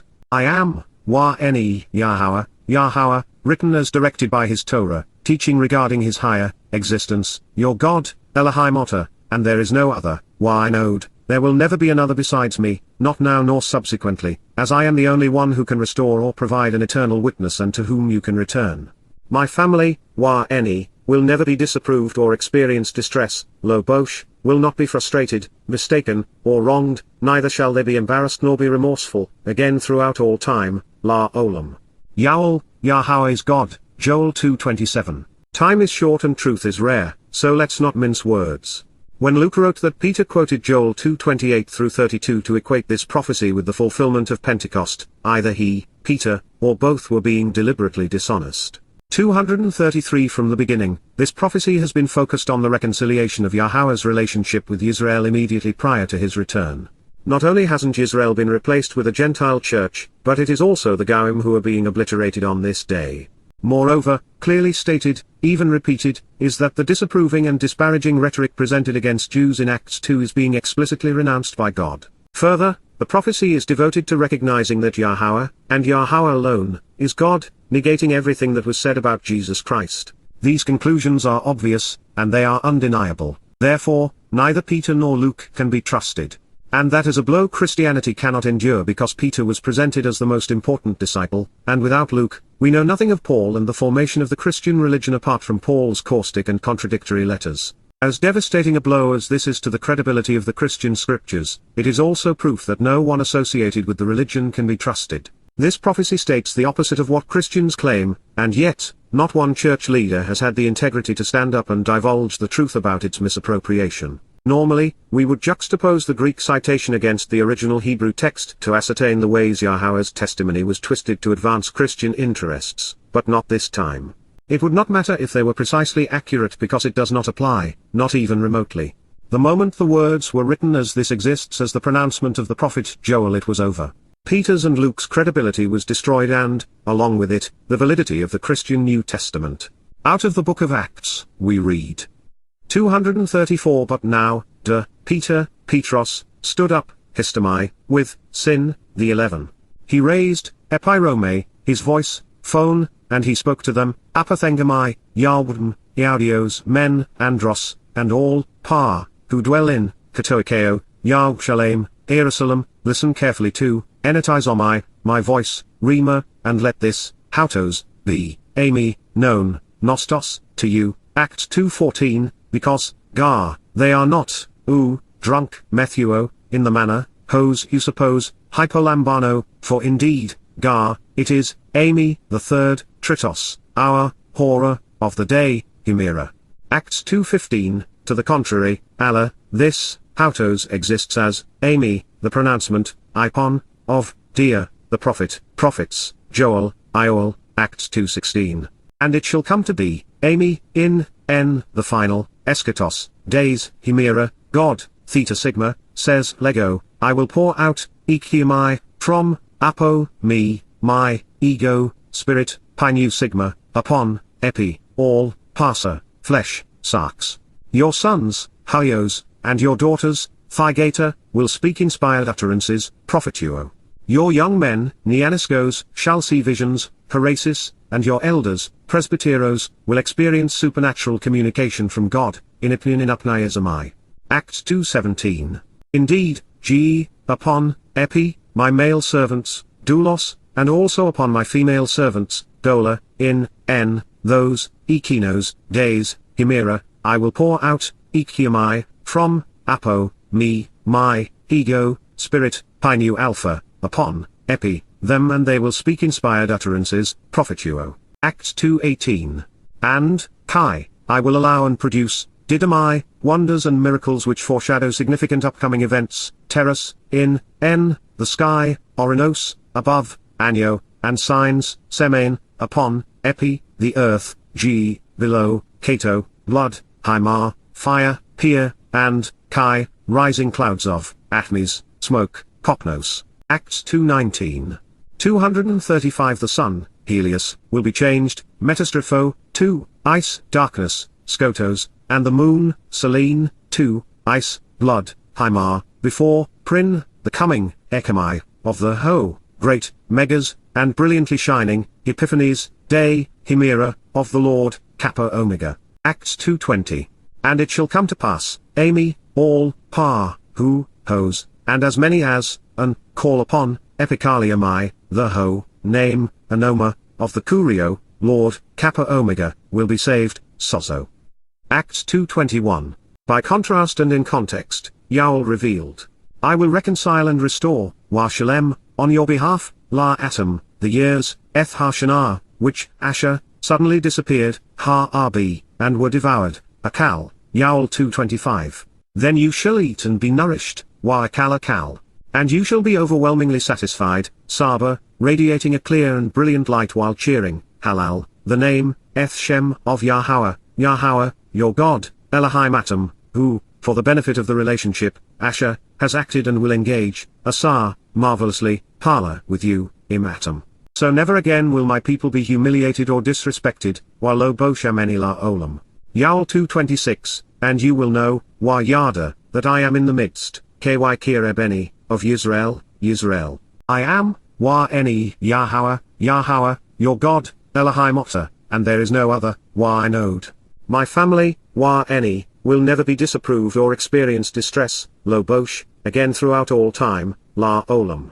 Yow'el 2:27. Then, it will literally come to pass at that very moment, it will happen and come to exist, Cal perfect, actually occur at that point in time, without hesitation during the last days, Achar, subsequently in 236 the end and without waiting a moment longer, therefore, accordingly, I will pour out, Shafak, I will provide a continual outpouring, bestowing and lavishing, Kal imperfect, my spirit, Ethruwak Eni, upon, Al, over, all, Shurl, who hear and proclaim the message, Basar, who convey this beneficial proclamation, and they will be inspired by the Spirit, Wanoba, they will communicate as prophets as a result of the Spirit and accurately present the past, present, and future. Nephil perfect, reveals that it is the Spirit communicating through them at this time. Your sons, Ben Atom, and your daughters, Wabath Atom, as well as your elderly, Wazakan Atom, older and prominent individuals, will have their thoughts guided by divine revelations and be restored and empowered as a result. Shalom Shalom, will grow stronger and healthier as they mature from children to adults through spiritual disclosures.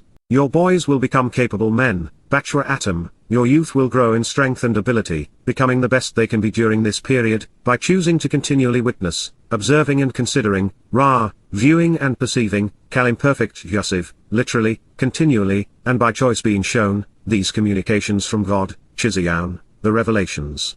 Yow'el, Yahweh is God, Joel 2:28. With Yahweh reconciling and restoring his relationship with Israel, with him nurturing and enlightening his people, uplifting and protecting them, and with his people acknowledging his presence in their midst and finally proclaiming his name, God will pour out his Spirit upon those who have heard and are now proclaiming his message. He will do so without hesitation, because all who remain are covenant. 237 With the Ruach Kodesh upon them, everyone will be inspired and empowered, becoming more aware and more capable. Boys and girls will become men and women as we are raised and grow alongside our Father. For the first time in history, the truth will be popular. Yahweh values work. He finds it satisfying and productive. So, we should not be surprised that it is on the agenda. That said, there are others like me who are served by Yahweh's Malach, spiritual implements and heavenly envoys. Their job is to keep us safe so that we can share Yahweh's message in a hostile world. They may represent the outpouring of the Spirit Yahweh is addressing. And if not, and should these be servants and not workers, then God could be speaking of the process he inspired Moses to articulate in Devarim 15:12-18 regarding voluntary servitude, whereby the workers' obligations are paid off and they are released after 6 years. Or possibly, the Gentiles who neither deserved to die nor earned the right to live may be provided with the opportunity to earn his favor.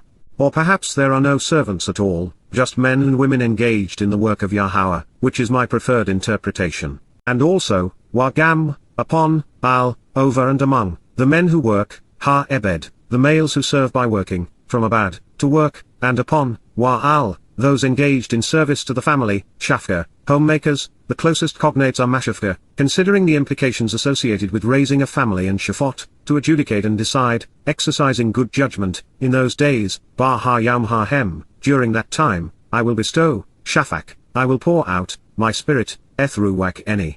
Yow'el, Yahweh's God, Joel 2:29. 238 By studying Ebed and Shafka we discover that families will be formed and children born on earth during the 1,000-year-long celebration of Sukkah. It appears that Yahweh is encouraging us to accept the traditional roles, with men working outside of the home and women within it. If so, it explains why they will be receiving an outpouring of Yahweh's Spirit. Recognizing that Yah's people are protected by his Ruach, it is time to resolve the problem of mankind estranged from God.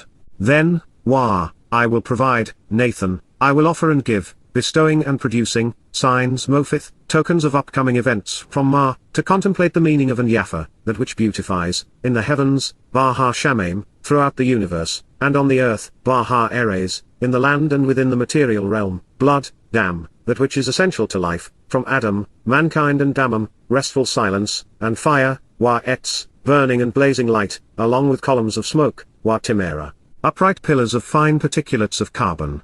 Yow'el, Yahweh's God, Joel 2:30. If I am interpreting this message correctly, then God is going to eliminate those who remain mortal, and thus estranged from him, the Torah, Mikrei, and Berith. Considering how troublesome they have been, this will result in a restful silence from the disconcerting noise of his discordant rhetoric courtesy of God's blazing light. The columns of carbon particulates will be all that remain. For people who are apart from the Spirit and estranged from Yahweh, this would be frightening.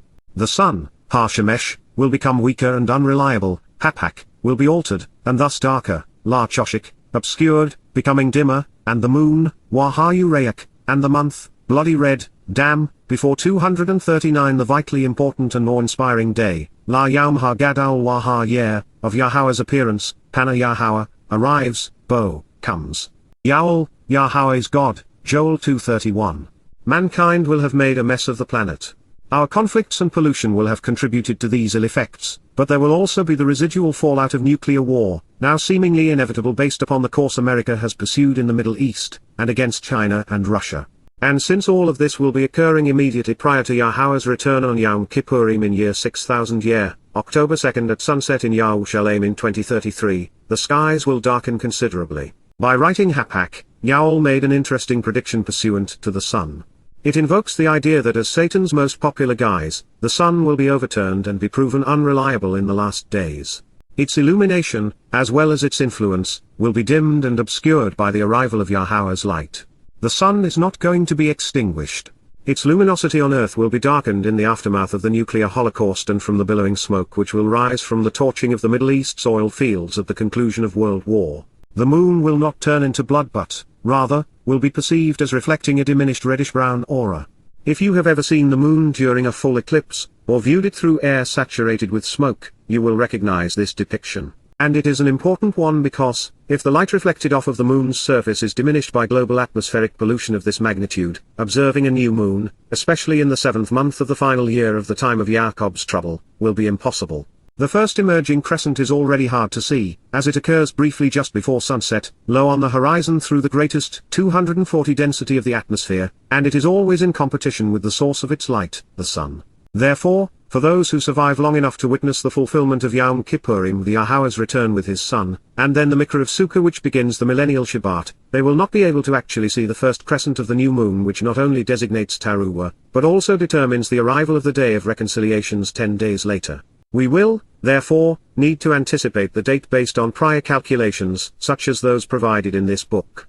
And it will come to pass at that moment in time, while higher, it will actually and literally occur for a limited time, Kal perfect, that all who, to receive the benefits of the relationship, Shel Asher, that everyone led along the correct path to get the most out of life, call out to receive, proclaim and summon to meet, Kara, reading and reciting a welcome, Kal imperfect, in the name, Vashem, in the person and proper designation, of Yahowah, an accurate presentation of the name of Eloah. God as guided by his Torah, instructions regarding his higher existence, will be spared and delivered, protected from danger and saved from harm, Malat, will be rescued and escape.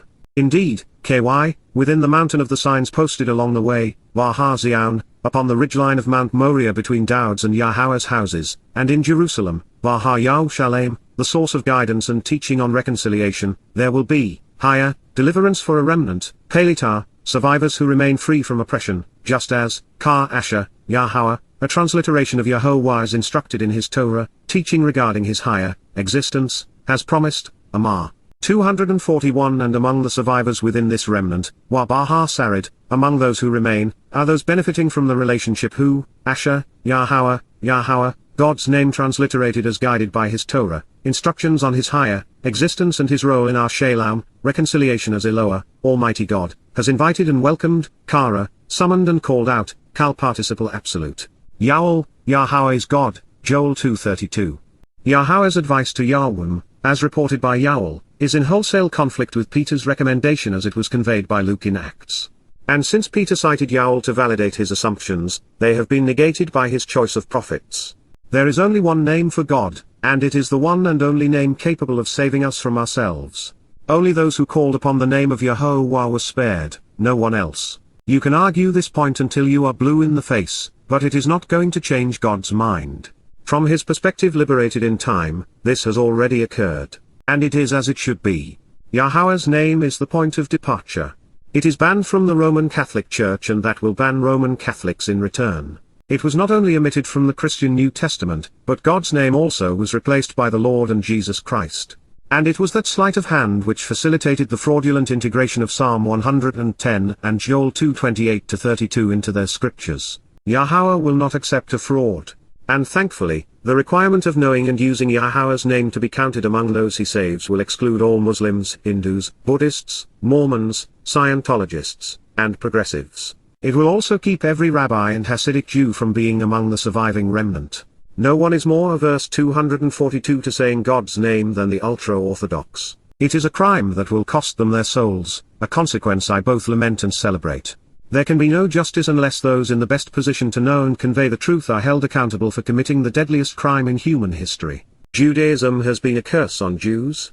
Those who were malat, spared and protected by Yahweh did not just say his name, they kara b'Hashem Yahweh to be malat, delivered from harm's way. Kara is the most important verb in the Hebrew language.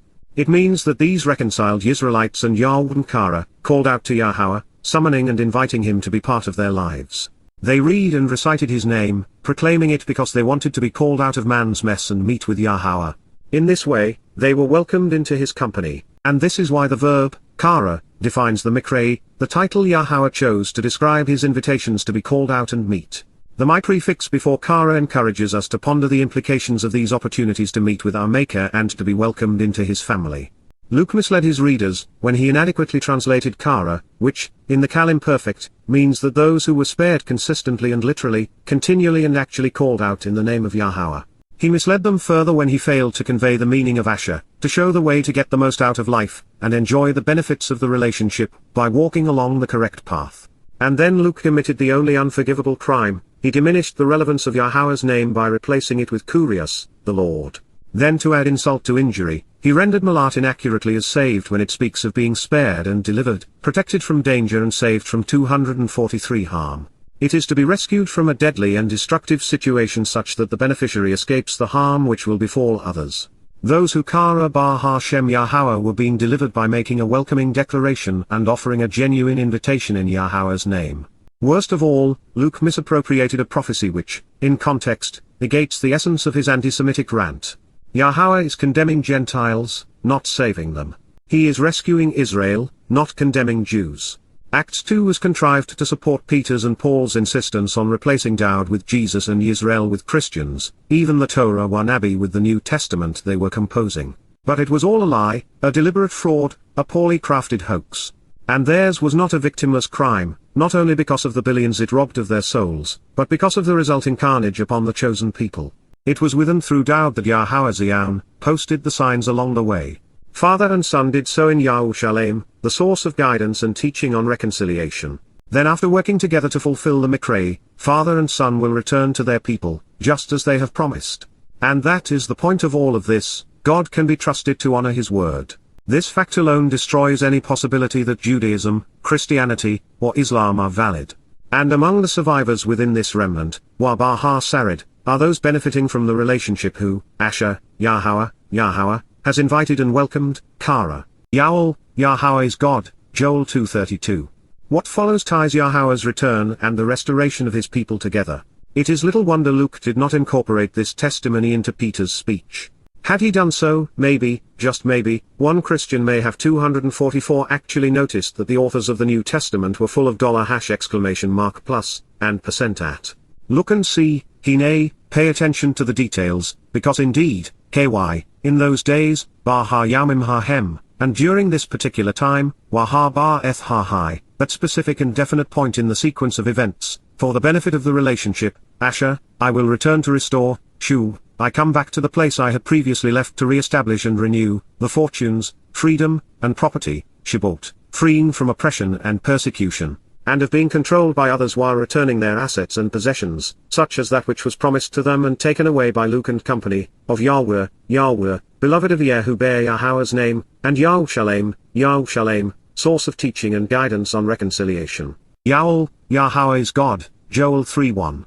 This is in the autumn of 2033, year 6000 year, during Kippurim, which is celebrated between Towrah and Sukkah. This timing has been designated as important and specific, not indefinite or subject to change. And the events transpiring this day are clearly delineated, rendering the notion that it was fulfilled 2000 years ago with Jesus Christ, to censure Yahweh absurd in the extreme. It is Yahweh who is returning with Daud, not the never-named Jesus. The Christian misnomer is not associated with the events transpiring at this time, making Peter's diatribe in Acts 2 nonsensical.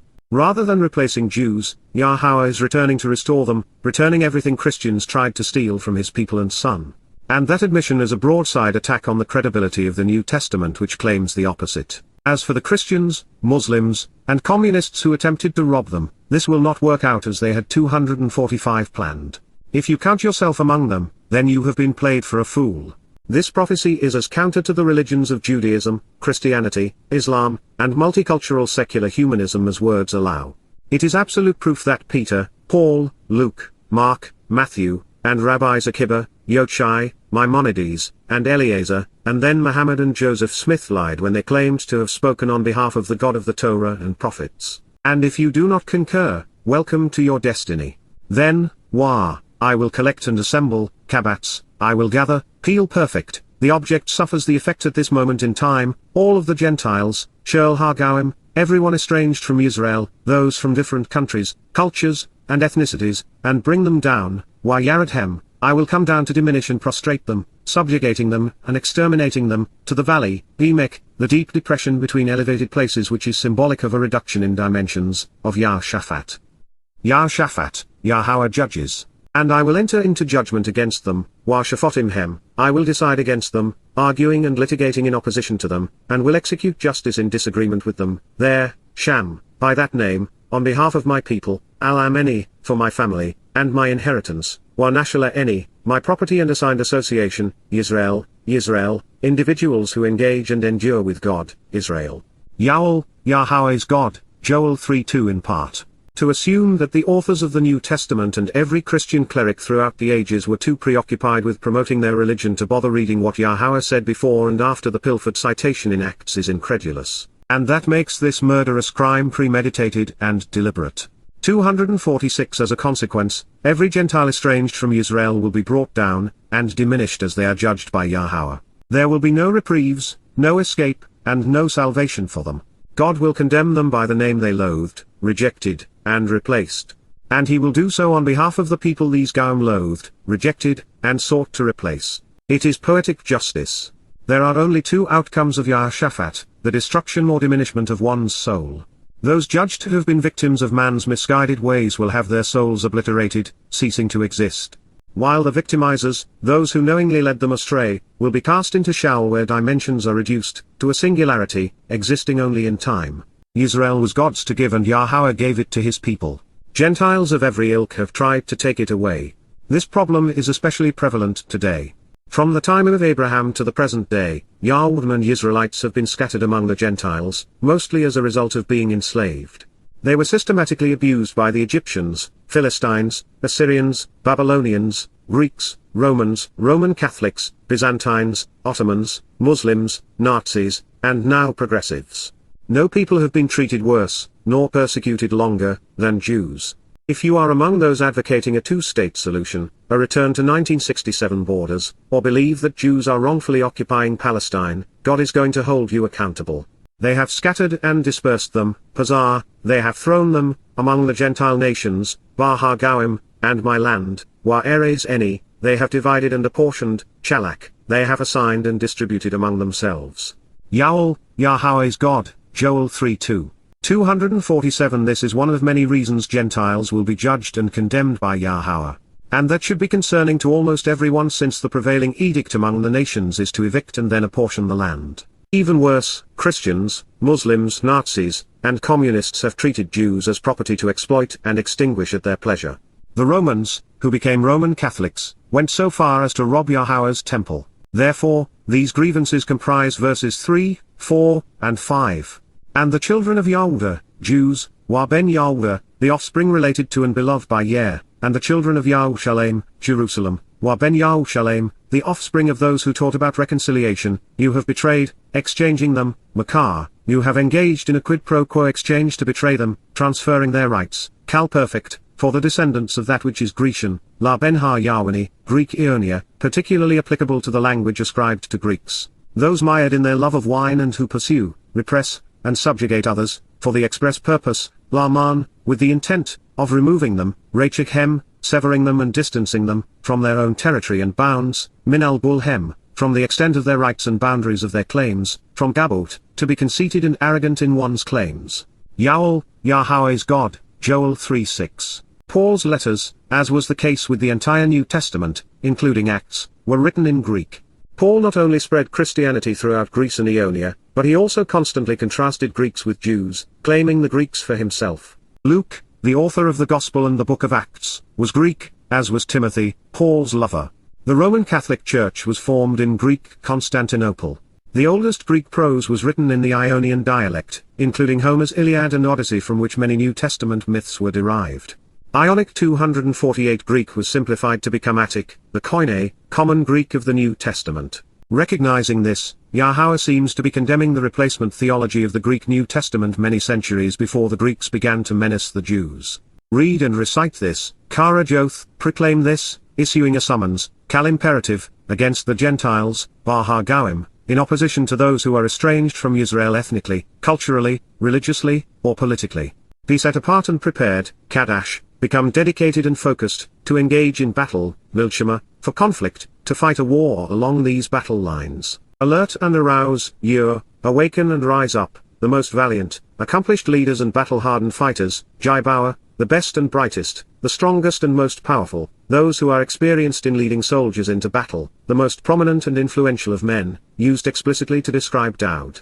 Approach and rise up, Nigashalah, come forth, be present and accountable, ready to engage and be confrontational by ascending, every man who is able and equipped to fight, Shurlishah Milchama. Yow'el, Joel 3:9.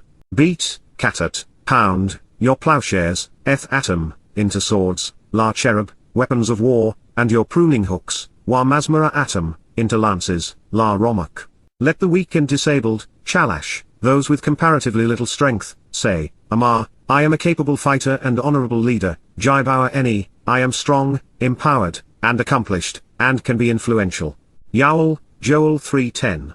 249 Provide assistance without hesitation, Yush, hasten to lend a hand.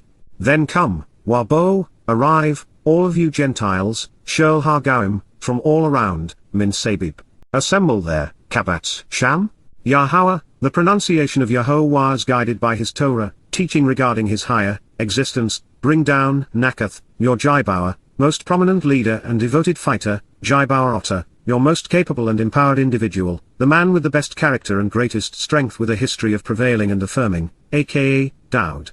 Yow'el, Joel 3:11. The Gentiles, Gawim, will be aroused, stirring themselves up, will be ready for action, even gloating, incited with expectations of triumph, although they will be exposed, going off, Allah, being carried away and withdrawn to, being offered up, to the valley, Emek, the deep depression between elevated places which is symbolic of a reduction in dimensions, of Yahshaphat, Yahowah judges.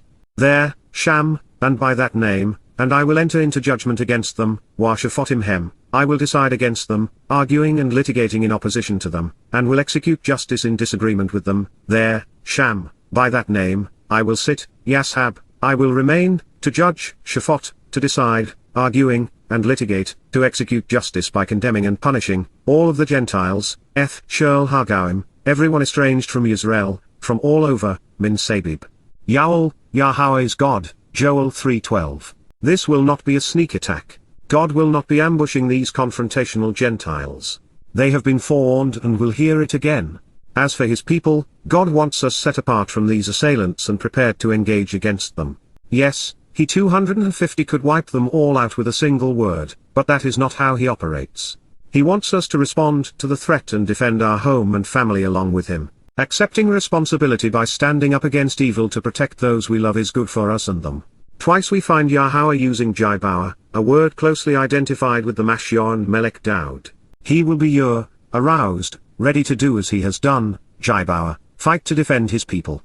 Dowd was a leader of men, which is why we are given the opportunity to rally at his side to rid the world of anti-Semites. And while we are instructed to fabricate our weapons, Yahowah knows that the most effective has always been words wisely wielded. When we are part of Yahowah's family, even the relatively weak are strengthened and the disabled enabled. We can all provide assistance, contributing to the cause of justice, even if it is to lend moral support. While I am a Gentile by ethnicity, I am no longer one culturally, politically, religiously, or militarily. I am among those who have embraced what it means to be Israel, an individual who engages and endures with God. And as a result, I am also Yahweh, beloved of Yah. As such, I will be among those rallying in support of Dowd as he fights to protect his people. As Ruth eloquently stated, where you go, I will go, where you live, I will live. Your people shall be my people and your God, my God. Ruth 1:16. Those who retain their affiliations with Gawim cultures, institutions, nations, and the religious will endure a different outcome. Facing Yahowah and the Yahowah, chief defender of his people, the remaining Gawim will be headed to Judgment Day. There will be no exceptions 251 or reprieves. Yahowah, the God they denied and rebuked, will become their judge and executioner. Fitting. Suffice it to say, a church was not born on this day, but it will be extinguished. And may I remind you, the closest Greek word to the transliterated title, church, is Circe. In Greek mythology, she was a sorceress, the daughter of the sun god, Helios, and a nymph of the sea, Perse. She used cryo, drugs and spells to change humans into wolves and swine. The Greek superhero, Odysseus, of whom Iazau Christo was modeled, stayed with her for a year before continuing his journey home. Christians have been with her a lot longer. As an interesting note, the product of Circe's and Odysseus' escapades was Latinus, the language of the Roman Catholic Church. She has even become the patron saint of the liberated, sexually free woman, and thus has been idolized by progressives since the Renaissance.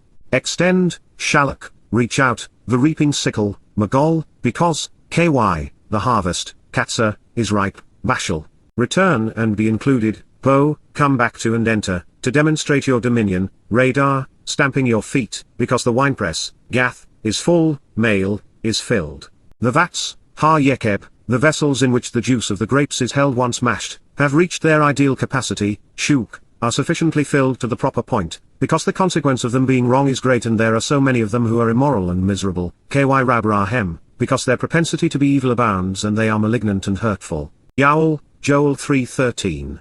Vast multitudes of uproarious and confused people making an intolerable racket, Hamon, an enormous display of the words accumulation of wealth, 252 with an excessive overabundance of possessions and other useless objects, held by hordes, great masses of people and troops, will be making a commotion, rude and disorderly, loud and riotous, are in, the deep depression, Emek, the valley between elevated places which is symbolic of a reduction in dimensions, of judgment, condemnation, and punishment.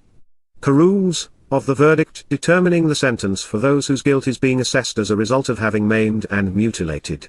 For indeed, KY, the day, Yom, of Yahowah, an accurate presentation of the name of Eloah, God as guided by his Torah, instructions regarding his higher existence, is approaching, Karob, is near, in, the valley, Emek, the deep depression between elevated places which is symbolic of a reduction in dimensions, of the verdict determining the sentence for those whose guilt is being assessed, Karuz, of judgment, condemnation, and punishment as a result of having maimed and mutilated. Yow'el, Yahowah is God, Joel 3:14. It is as they are being crushed for the final time that Israelites and Yahweh return to Yahowah and seek his protection.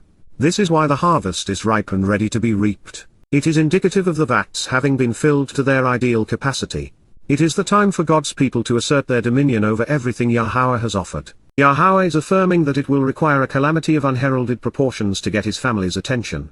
Never have there been so many who are wrong, miserable and immoral. Evil abounds as never before. Mankind has become a cancer, a malignancy which must be cut out for the earth to survive. For those who have read the volumes on the covenant, you know that Yahowah predicted that two very different kinds of people would come from Abraham. This includes 253 Israel, those who would be Hamon, vast multitudes of uproarious and confused people making an intolerable racket. To be Hamon is to present an excessive overabundance of possessions and other useless objects along with an accumulation of wealth. In the end, there will be hordes, great masses of people and troops who are Hamon, and they will be making a commotion, being both rude and disorderly, loud and riotous. The two sides of Abraham, Yitzhak and Ishmael, have finally met. This is their day of destiny. For most of man's existence, mortal souls have been free to select one of three fates. Those who choose to rely upon Yahowah will become part of the covenant and live forever with him. Those who have opposed him, as those in the valley of Yahowah's judgment will have done, will endure an eternity in Sheol separated from God. And while most souls will simply cease to exist at the end of their mortal lives, that option will not be afforded to the rumbling, tumultuous, and confused multitude who have come to annihilate Yahowah's chosen people. It is decision time, and they have all expressed theirs by way of the company they have chosen and the mission they have accepted. This paints Yahowah as patient, always waiting until the last possible moment, giving people every opportunity to change before usurping their free will, and demonstrably intervening as he eventually must in human affairs. To fulfill the final two Mikrei, and to save a remnant of Yahweh from having the worst of men destroy the promised land, and all life on earth, he will arrive a heartbeat before we annihilate ourselves and the planet to save the day. Yahowah, a transliteration of, our Eloah, God has directed in his Torah, teaching regarding his higher existence, Roars, Shag, Trom, Min, Zion, the signs posted along the way 254 Zion. He offers his voice, Wa Nathan Kalhu, he speaks as a gift, from, Min, Yahweh, the source of teaching and guidance on reconciliation, Yahweh. The atmosphere trembles and shakes, Wa Rashamim, along with the earth, Wa Eres while, Wa, Yahowah, Yahowah, written as directed by his Torah, teaching regarding his higher existence, provides protection and shelter, Makasa, a refuge from danger and falsehood, for his family, La and Hu, along with, Wa, a safe situation, Maus, a stronghold and safe harbor to prevail and be empowered, for the children of Israel, Beni Israel. Yow'el, Joel 3:16. Therefore, Wa, you should know, Yada, you should recognize and acknowledge, perceive and understand, Kal perfect, literally and genuinely at this moment in time, that, indeed, KY, surely and truthfully, I am, Eni, Yahowah, Yahowah, an accurate presentation of the name of Eloah, God as guided by his Torah, instructions regarding his higher existence, your God, Elohim Atom, lives, he resides and remains, shaken, he dwells and abides, camping out and settling down, in Zion, Var Zion. Along the signs posted along the way, my set-apart mountain, Har Kodesh Eni. Then also, Wa, Yahweh, the source of teaching and guidance on reconciliation, Yahweh, shall be, higher, will exist as, set apart and special, Kodesh, separated and uncommon, unique and unsullied. Unauthorized and illegitimate strangers, Zar, errant foreigners and aliens showing hostility who are alienated and estranged, will never pass through it again, Lo Abar Bahai Od. Yow'el, Yahweh is God, Joel 3:17. 255 Yahwehs in Yahweh, on Zion, speaking from Yahweh on behalf of Israel. What part of this is so difficult for the religious to understand? Rather than an international and multicultural religious city, Yahweh will be off limits to anyone who is not in the covenant family. In this passage, Yahowah has transitioned from themes of reconciliation upon his return on the Day of Reconciliations, to providing shelter on Sukkah, shelters, because one mikra flows to the next, one leading to the other. Just as the first 4 invitations to be called out and meet with God have been fulfilled in the right way, on the right day, and in the right order, the final 3 mikra will also be fulfilled, restoring the children of Israel as they begin the millennial Shabat, camping out with God for 1,000 years. The whole story has been brought to its conclusion. Everyone who has survived his glorious return will Yada Yahowah, they will know, recognize, and acknowledge, they will realize and understand, that being Kodesh, set apart unto God so that he can enrich, empower, and enlighten his children is the purpose of Shabuw'ah. From this time forward, only covenant members will be afforded the opportunity to camp out on the set-apart mountain and set-apart city. Those who did not avail themselves of Passover, unyeasted bread, firstborn children, the promise of 7 trumpets, and reconciliations when they had the opportunity will be excluded as strangers. Time is running out. On a 24-hour clock, it is 2 minutes and 24 seconds before midnight with just 10 years remaining out of 6,000. That is fortunate because while religious Jews are breeding like rabbits, they will all be excluded. And among secular Jews in the West, especially in America, 70% are marrying outside of their ethnicity, 256 diluting what it means to be Jewish at an alarming and escalating rate. Earlier in this chapter, as we were contemplating the meaning behind Yow'el's use of more in 2:23, I promised to share what Jeremiah had to say about Yahowah's provision. Remember? Yahowah provided for you the autumn rains through a teacher who communicates what you need to know about the Torah to live, more, authorized, accurate, and informative guidance, from Yara, to guide and instruct, so that you can be right and thus vindicated. He has brought down for you an abundant shower of guidance and instruction, more, pouring out what you should be contemplating regarding the Torah's teaching and directions, about being gleaned and growing thereafter as was intended in the beginning. Yow'el 2:23. It would have been advantageous if Yah wouldn't simply read the Torah, and studied the prophets. Had they done so, they would not have needed a Torah teacher to rain Yahowah's instructions down upon them.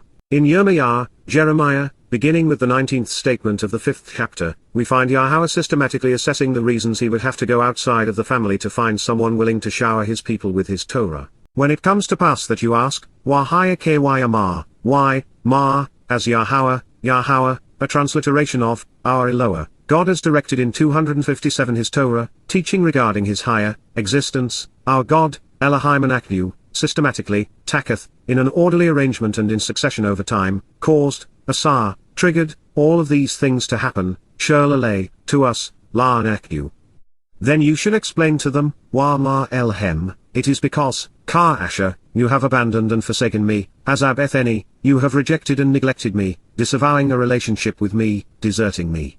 And you have served, Wa'abad, you have indentured yourself, expending considerable energy and intensity pursuing the gods observed by foreigners, Elohim Nekar, showing respect for and paying attention to the recognition of phony and pretend gods, in your land, Bar Eres Atom. Therefore, Ken, you will serve, Abad, illegitimate and unauthorized foreigners, Zar, inadvisable and misled strangers, in a land which is not yours, Bar Eres Lolo Atom.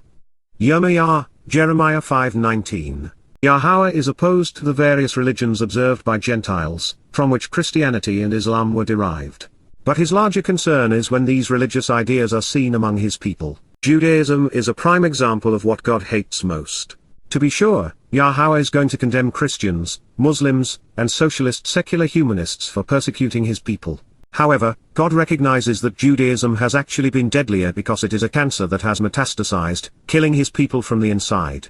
By being religious, Jews have forsaken their relationship with God. Because of their Talmud, they have neglected the Torah. By accepting Hashem, they have rejected Yahowah.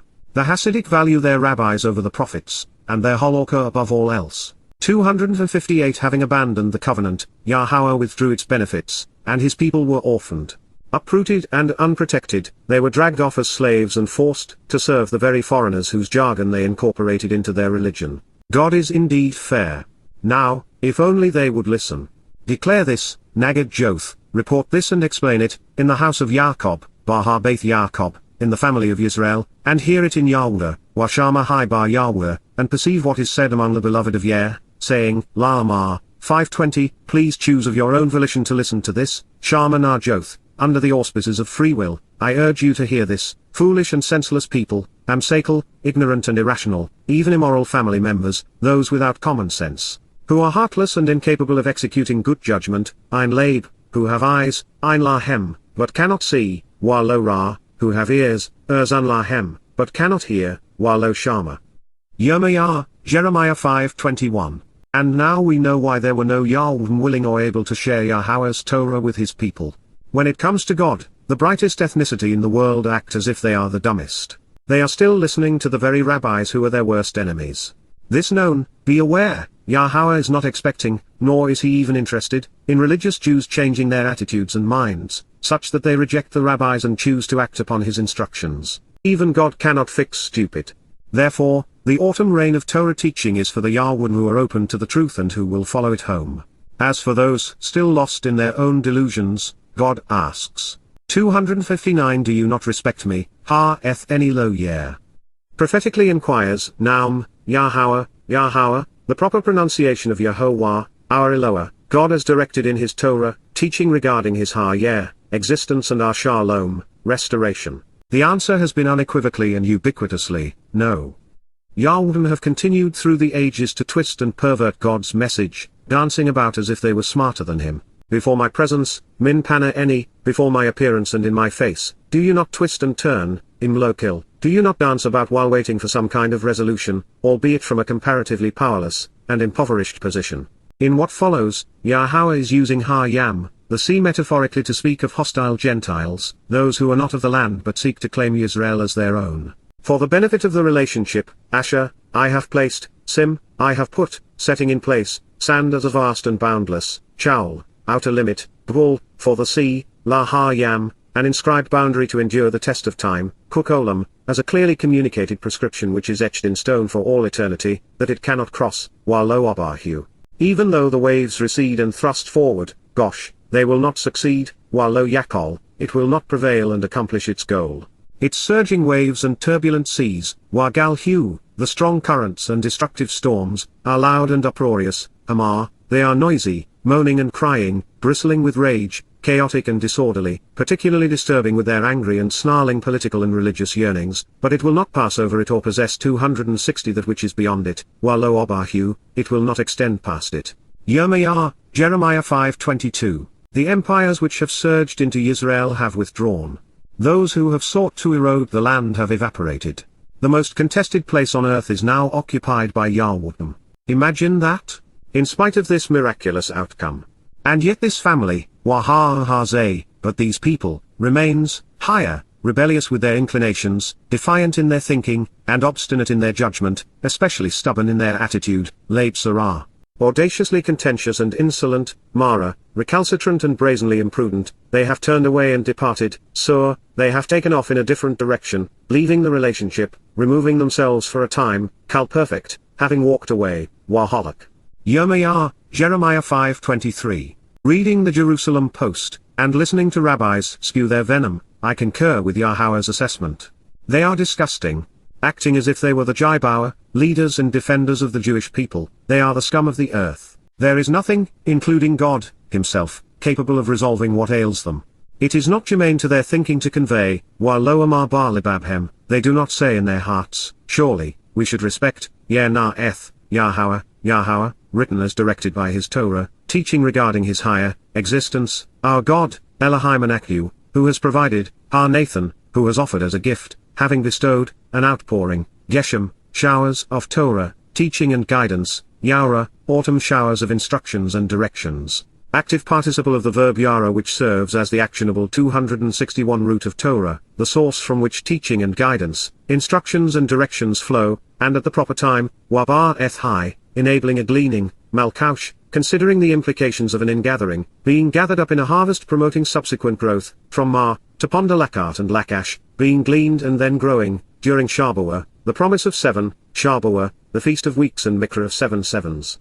Providing the inscribed prescriptions for living, Chukka, the clearly communicated instructions of what you should do to be accepted, live, and receive a share of the inheritance, associated with the harvest, Qatsyr, the reaping in the harvest season, for us to observe, closely examining and carefully considering, Shema la Nekyu. Yirmiyah, Jeremiah 5:24. And now we know why. Yahowah provided for you the autumn rains through a teacher who pours what you need to know about the Torah's guidance, more, authorized, accurate, and informative instruction, from Yara, to guide and instruct, so that you can be right and thus vindicated. He has brought down for you an abundant shower of teaching and directions, more, pouring out what you should be contemplating regarding the Torah's guidance and instructions, about being gleaned and growing thereafter as was intended in the beginning. Yow'el 2:23. In light of this, why have Yahowah's beloved Yahweh forfeited this opportunity? Yirmiyah, Jeremiah 5:25 is the ultimate gift from God to his people. Please capitalize upon it so as not to ostracize Yahowah any more than you already have. As expected, this prophecy is explicit in explaining the symbolism behind more. God goes right to the essence of his offer by using Yara Malkaush, teaching regarding the harvest. Moreover, he and his prophet came 262 full circle, and tied Yahowah's gift right back into Shabuw'ah, just as we were completing our thoughts on this mode.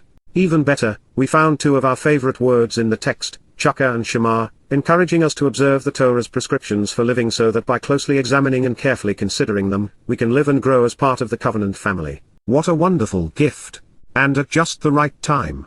This was our answer, big, bold, and powerful. And all who know and love Yah are humbled by his generosity and appreciative of his gift. However, most Yahweh remain mired in the cesspool of their religion, too stubborn and stupid, if I may quote Yah, to get out of their own way. It is time to forever sever the misconception that to be Jewish is to accept Judaism. This ethnicity is the most treasured by Yahowah while the religion is the most despised. I say this because God said it. He wants open-minded Yahweh and Israelites to reject the rabbis and to listen to what he is offering and expecting in return. Man is wrong. God is right. Considering how miserable the past 2,000 years have been under the rabbis, maybe it's time to give God's approach a try. But please, no matter if you choose to believe men or trust God, accept the fact that they are opposed to one another. Rabbis do not speak for God but instead argue against him. Should you not agree, consider this. Your propensity to be wrong and the damage you have inflicted upon yourselves, A1 atom, the consequence of your perverse and twisted corruptions, has caused these things to be thrust aside by perverting God's approach. Nata El Li, you have disengaged 263 from the relationship, denying these, thrusting the Almighty away. Furthermore, why, you have missed the way and having gone astray, chatteth atom, your offensive nature and tendency to be mistaken, has caused that which is beneficial to be withheld, mana hato, has kept that which is generous and good away, from you all, min atom.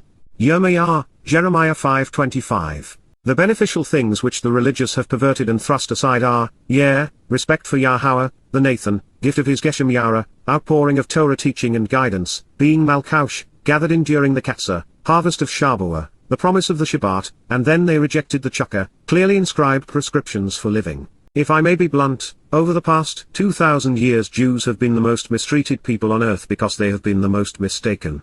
And there is no excuse because Yahowah chose Israelites to convey his guidance and did so in their language. If we can read it, so can they. Dressing down the rabbis, exposing and condemning them while warning his people about them, Yahowah reveals.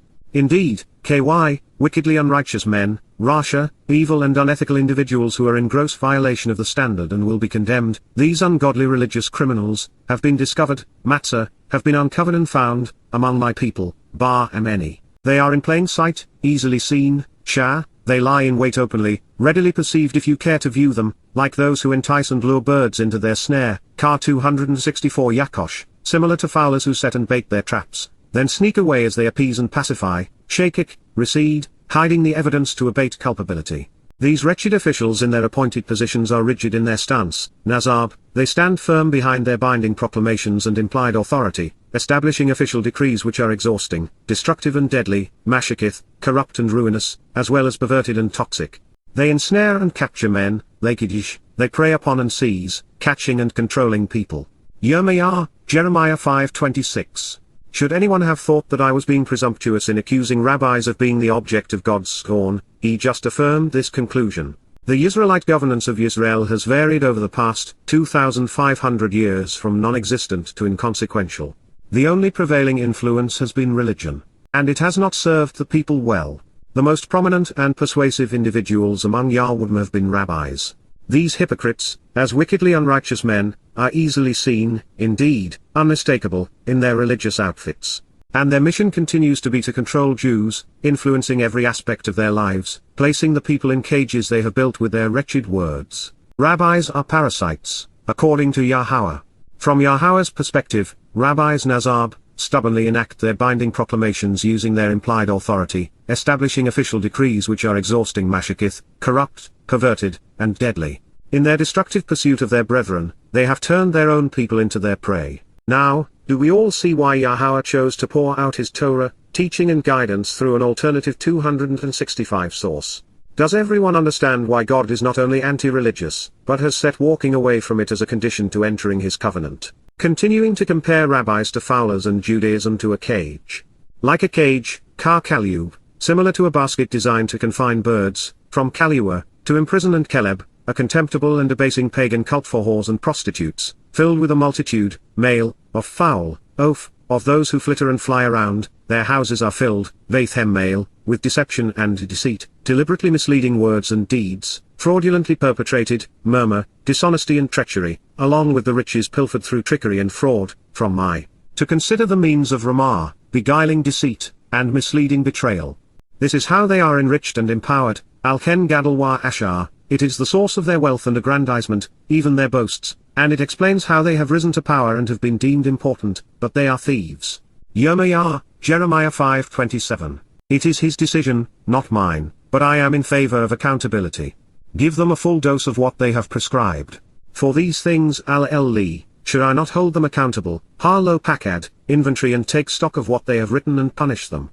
Yahowah, a transliteration of, our Eloah, God as directed in his Torah, teaching regarding his higher existence, asks in advance of it happening, Naum. In the case of a nation acting as if they were Gawi, Imbar Gawi Ashakaze, with the people relating as if they were Gentiles estranged from the relationship with Israel, should I not seek justice, and in retribution 266 return harm with harm, lo nakam, should I not avenge myself, from Naka, to become estranged and alienated, severing the relationship, for my soul, Nipesheni, my conscious persona, my nature projected through a lifetime of experiences and my response to them. Jeremiah 5:29. Said another way, can Yahowah remain just if he does not hold rabbis accountable for corrupting his people? And what would be preferable, for God to forfeit his credibility to give these deadly parasites a second chance, or for him to rid us all of their malevolent malignancy? And while you may be a proponent of second chances, what would the ramifications of this change be on the credibility of the promises Yahowah made regarding the Mod and Berith? Couldn't he alter them too? Based upon God's presentation of Eden, the nature of his covenant, and Yahowah's consistency and integrity, the answer to these questions is a resounding hell yes. Shaul is going to be an exceedingly religious place. It will be filled with rabbis, priests, imams, and pastors, all incarcerated for doing the Lord's work. No doubt, you will find the authors of the Talmud, Zohar, Mishnah, New Testament, Church Canon, Quran, Book of Mormon, the Communist Manifesto, and Mein Kampf singing in the choir. Methinks Yahowah will be singing the lyrics of Dowd's Mizmor, songs rather than the sour notes of their hymnals. An appalling and stupefying, shamar, an atrocious and wasteful, horrible and destructive, confounding and deadly, from shamam, to stun and ravage, to desert and desolate, dumbfound and astonish, abomination, especially shocking and horrible, washarur, and also defiling and corrupting, from shah, particularly divisive and irrational, has occurred, higher 267, will transpire, in the land, Baha Eres. Yirmiyah, Jeremiah 5:30. Jews, through their rabbis, have become their own worst enemy. Thankfully, this is a foe which is washed away and drowned out by the more. And that is why Yahowah pointed it out to us. As a final reminder that he has been condemning the religious leaders among his people, Yahowah concludes. Those who claim to speak for God, Nabi, these prophets, communicate deceptively, misleading by professing a fraudulent message from a false God, Nabi Bahasaka, are false prophets, vain liars whose deceptions will disappoint, they are hypocrites and swindlers who betray their trust as a breach of faith. The priests, clerics and ministers performing religious rites, Kohen, the mediators and those conducting religious services, seek to control as autocrats, dominating and subduing by trampling upon their societies, radar, they subjugate, ruling through a governing authority, dominating the culture, on their own initiative, influence, and authority, al-yodhem, at their own hand and terms. And my people, Wa-am-eni, love it so, Ahab Ken, desire it and like it like this, developing a close and personal relationship with it because it is familiar to them. But what, Wa-ma, will you do, Asar, engage in and act upon, when it comes to an end, La Ekarith High, in the future at the end, during the last days and upon its demise. Yirmiyah, Jeremiah 5:31. A self-aggrandized, indeed, religious, sense of self is forever fixated upon perpetuating its own existence. Established on the wavering foundation of faith, it eliminates every perceived threat, including evidence contrary to its validity. It is so vulnerable to common sense, 268 the people's individual and collective interests, and so fragile, it is forever frightened by the truth and must control everyone and everything to keep it at bay. It is rendered incapable of learning from the past, incapable of understanding current events, and incapable of drawing correct conclusions about the future. Encalcitrant and stupefied, unable to think, it is paralyzed, and thus cannot be reasoned with.